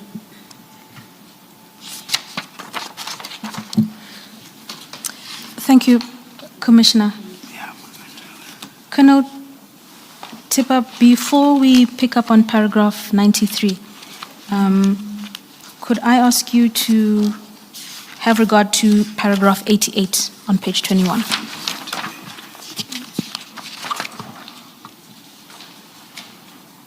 Just to ensure that we cover this aspect, could you please read 88 into the record? So over the course of time, I became settled in my new role. However, I subsequently discovered that the EMPD media unit was never disbanded. My team of 8 liaison officers had been deployed to various places. They continued to be doing media relations. At that point, I realized that the plan was to move me out of the media unit. Thank you, Colonel. Can I then ask you to turn to page 23?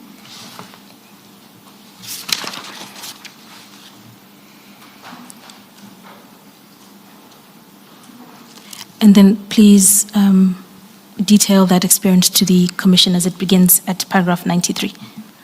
So I'm now at the operations and specialized services. I'm commanding the airport. There's a shift system now that has been introduced in saying that night shift duties I would also need to cover. So I would also need to take that responsibility under ops of being a night shift commander. Night shift commander, to me, in the experience of my work, has always been that you are out operational with the members.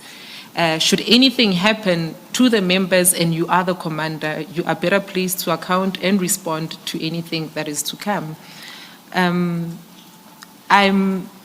having the last night on a Thursday, the Friday being that when I knock off Friday, then I'm done with my night shift. For the record, perhaps let's indicate that this section of your statement is headed second violent attack. Yes, Commissioner. Please continue.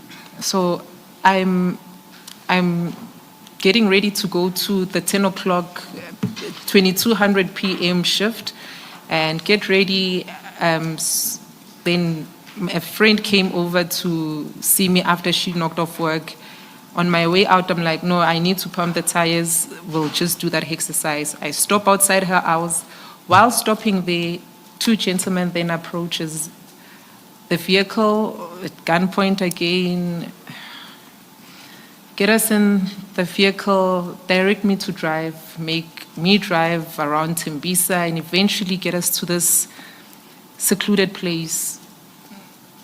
And I think what pains me the most, it is that which is always having to make reference to work.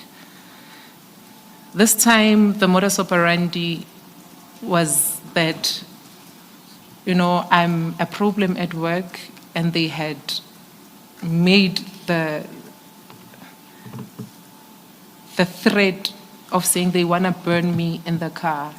And how do they then want to burn me in the car? This gentleman makes a call to somebody and they start speaking in Zulu. Describe me, the height, the vehicle that I operate, of which it does belong to council. It was a white Ford Ranger. Ask this person on the other end of the line and they confirm that, yeah, okay, simbambile. I'm being made to park under an electricity tower. And, it's just one thing after another. These instances, I remember I had requested to go pee because I needed to get rid of the phone which I had in my possession. And as I moved away to go pee, I see that these people are watching me like a hawk, and I wasn't even able to throw it out or anything of that sort. Coming back to the car, as I'm being chaperoned in, I then throw it under the seat, the vehicle. that at least it's no longer in possession. If found, I don't know. Then they ask me for dockets. I'm asking, what dockets? Honestly, I thought they had confused me with somebody in the South African Police Services. I tell them I don't work with dockets. No, it's Funama docket. They open the cubby hole. They check behind the seat pockets at the back, and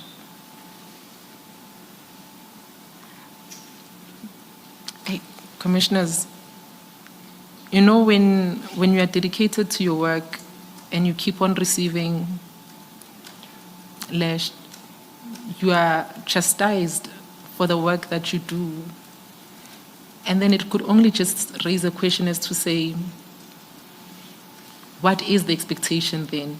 I had signed a contract of employment. You had identified me. I didn't promote myself. I didn't make myself to be the spokesperson. I didn't even request for these inquiries to come my way. But why now? Why now? And at what expense? I have a daughter that I need to raise. Am I then saying that I must die in the line of duty for them to come and celebrate and put my coffin at the top of a fire engine and said she was a hero? It could never be that. After the second attack, I knew that things are really personal. I do not even have a leg to stand on. I do not have anybody to go to. I'm being handled in the department for reasons that are foreign to me.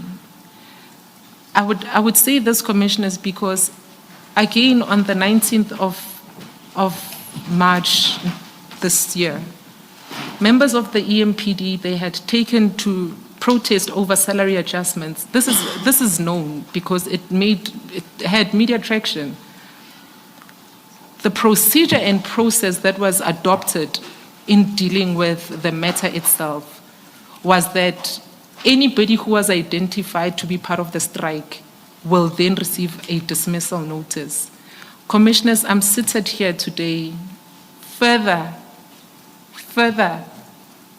saying I was never part of the strike.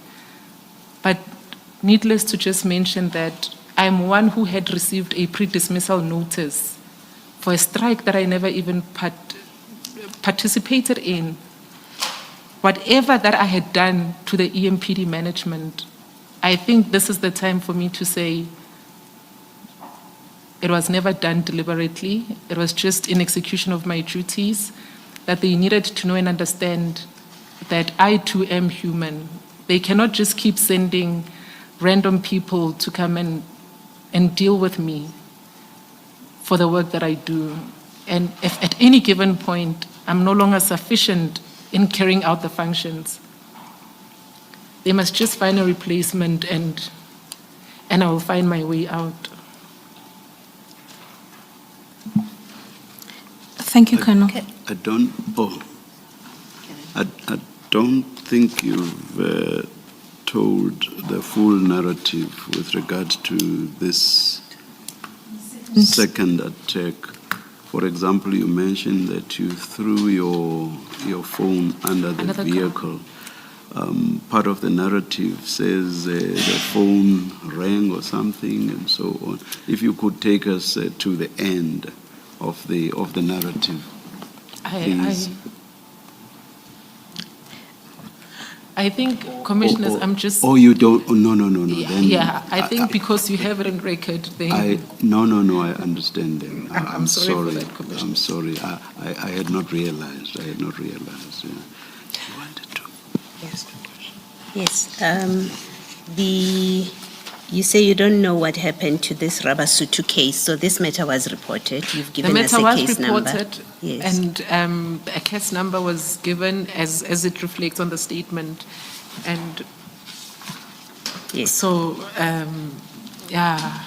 And you do say in that section that you were assisted or rescued by members of the EMPD and the SAPS. They arrived at the scene. Correct, they did arrive at the scene. And when commissioners, when Colonel Nhlanhla is a deputy director within the EMPD, he's the one that had came to the scene and the state that he had seen me in, and I was not having any of it. I told him right there and there to say, I'm tired with your department.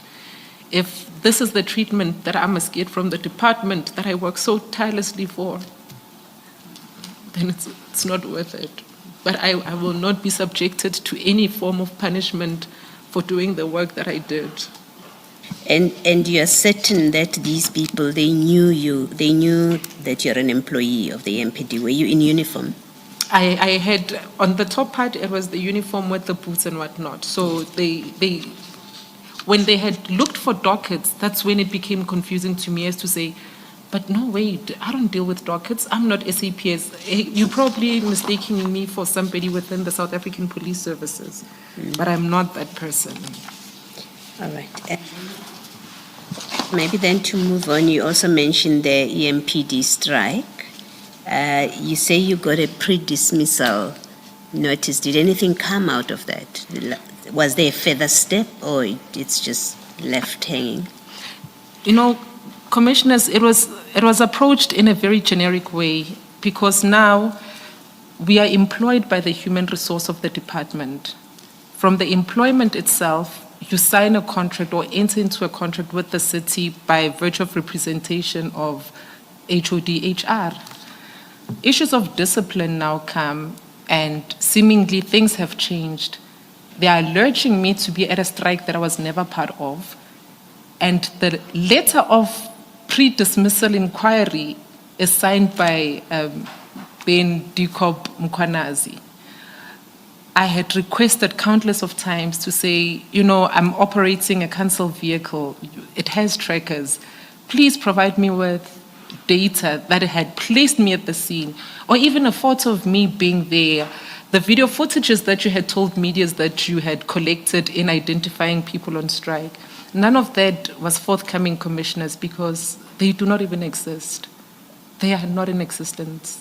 So what is the status now of that pre-dismissal notice? Nothing, has it been set aside, or you still expect, you think something might still happen in the light of that? I'm having labor matter after another labor matter. I see.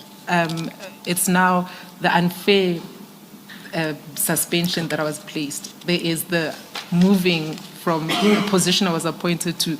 There is a post I had applied for involving a director of fine administration that I had submitted, and I was shortlisted. So with the outcome and the discovery that we don't meet requirements, I then object to that. Already I'm being targeted for doing what is procedures of the city. Lastly, from me, when you started earlier in your evidence, you said you had been on suspension and you are now back at work. Did I hear you correctly? That is correct, commissioners. And this is back at work to the precinct commander position? I'm still reporting in the office of the chief of police for now. That would be I'm reporting to Colonel Du Plessis for the process and procedures of the commission, that I was kept in his wing for purposes of consultation, for purposes of being in attendance of such a commission, and that it avoids having to report to different structures that no, ubhizi nabantu beMadlanga, no this and that. So, but you are back at work. Yes. All right. Thank you, Colonel. Thank you. Yes, Madlala and Madlanga sound quite similar. It's Madlanga. My apology, Commissioner. Thank you. Although this relates to the attack, I hope you will be relatively comfortable to respond to it. You also mentioned that your attackers demanded money from you. You reached out to a friend, and the friend sent 3,000 rand. Is that correct? That is correct, Commissioner. Yes. I just wanted that to be on record as well. Thank you. Thank you. Colonel, sorry, Advocate Mkhwanazi. I want to take you back to paragraph 5 of your statement.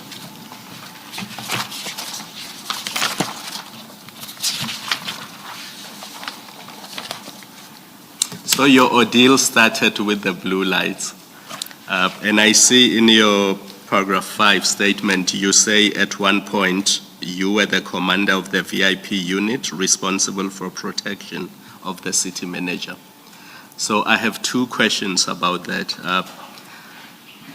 For the protection of the city manager, did the city of Ekurhuleni use private security companies? That's question one.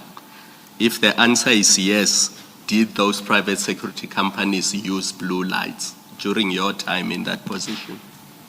Thank you, Commissioners. During my time as the commander for the VIP unit, members of the Ekurhuleni Metro Police Department officers were responsible for the protection of all our principal. We are talking the city manager, where I happen to be one of the BGs or bodyguards in that term, and the executive mayor, member of the EMPD. At no given point did we have security personnel responsible for the conveyance nor the protection of any of our city officials, including the principal, when I was commander there. And I think the next question cannot be answered because we never had a situation where security companies were. Thank you. Thank you, Commissioner. Does that take us to the impact or? Would I ask the witness just one more question, and then I'll Thank you. give her an opportunity to. Thank you. Thank you. Colonel, on page 26, paragraph 108, you, 100? My apologies. paragraph 108 of your witness statement, 108, yes. You deal there with your issuance of a pre-dismissal notice. Please tell the Commission, were you the only officer who received one, or was it a number of you? You know, Commissioners, things that are happening in the city of Ekurhuleni, you'd only imagine them not to be happening in South Africa. Means of identifying people that were on strike.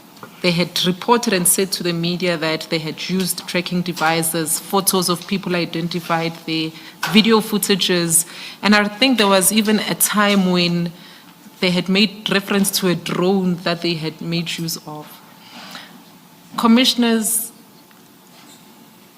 on this platform, members of the EMPD who embarked on a strike, most of those that had received pre-dismissal inquiries, they were not on strike. Some were off duty, some were not even in the province. I remember there's a case where this person was in hospital, yet was listed as a person who had participated in the strike. And to even show the wrongfulness of this conduct, how is HODHR distancing herself from signing pre-dismissal inquiries and allowing an acting chief of police to be signing those pre-dismissal inquiries, and who then delegates the responsibility to supervisors? Because there would be legal issues that are raised in that aspect, and who then is to answer other than that who has deposited a signature on the document?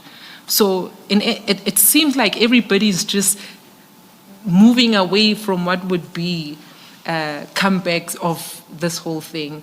And they go out and pronounce unreasonable and things that have never happened to say, this is how we have. And now we have taken a decision. And we are again failed by organized labors, because you make a mention of such things and you inform them, but I wasn't even at the strike, or I wasn't even around. I was out of the province. I was sick with a sick note and having been admitted in hospital. How am I then placed to that? Irrespective of what the representation submitted was, mine was simple. I'm accused of, while in uniform, operating a council vehicle, carrying a firearm, have blocked the R21, N12, N17, M2. It's an impossibility. How am I in all these areas at once, for one? Secondly, they said in uniform. I haven't been in uniform since they had taken my work boots from the incident I had in October of the previous year. Carrying a firearm, I don't carry a firearm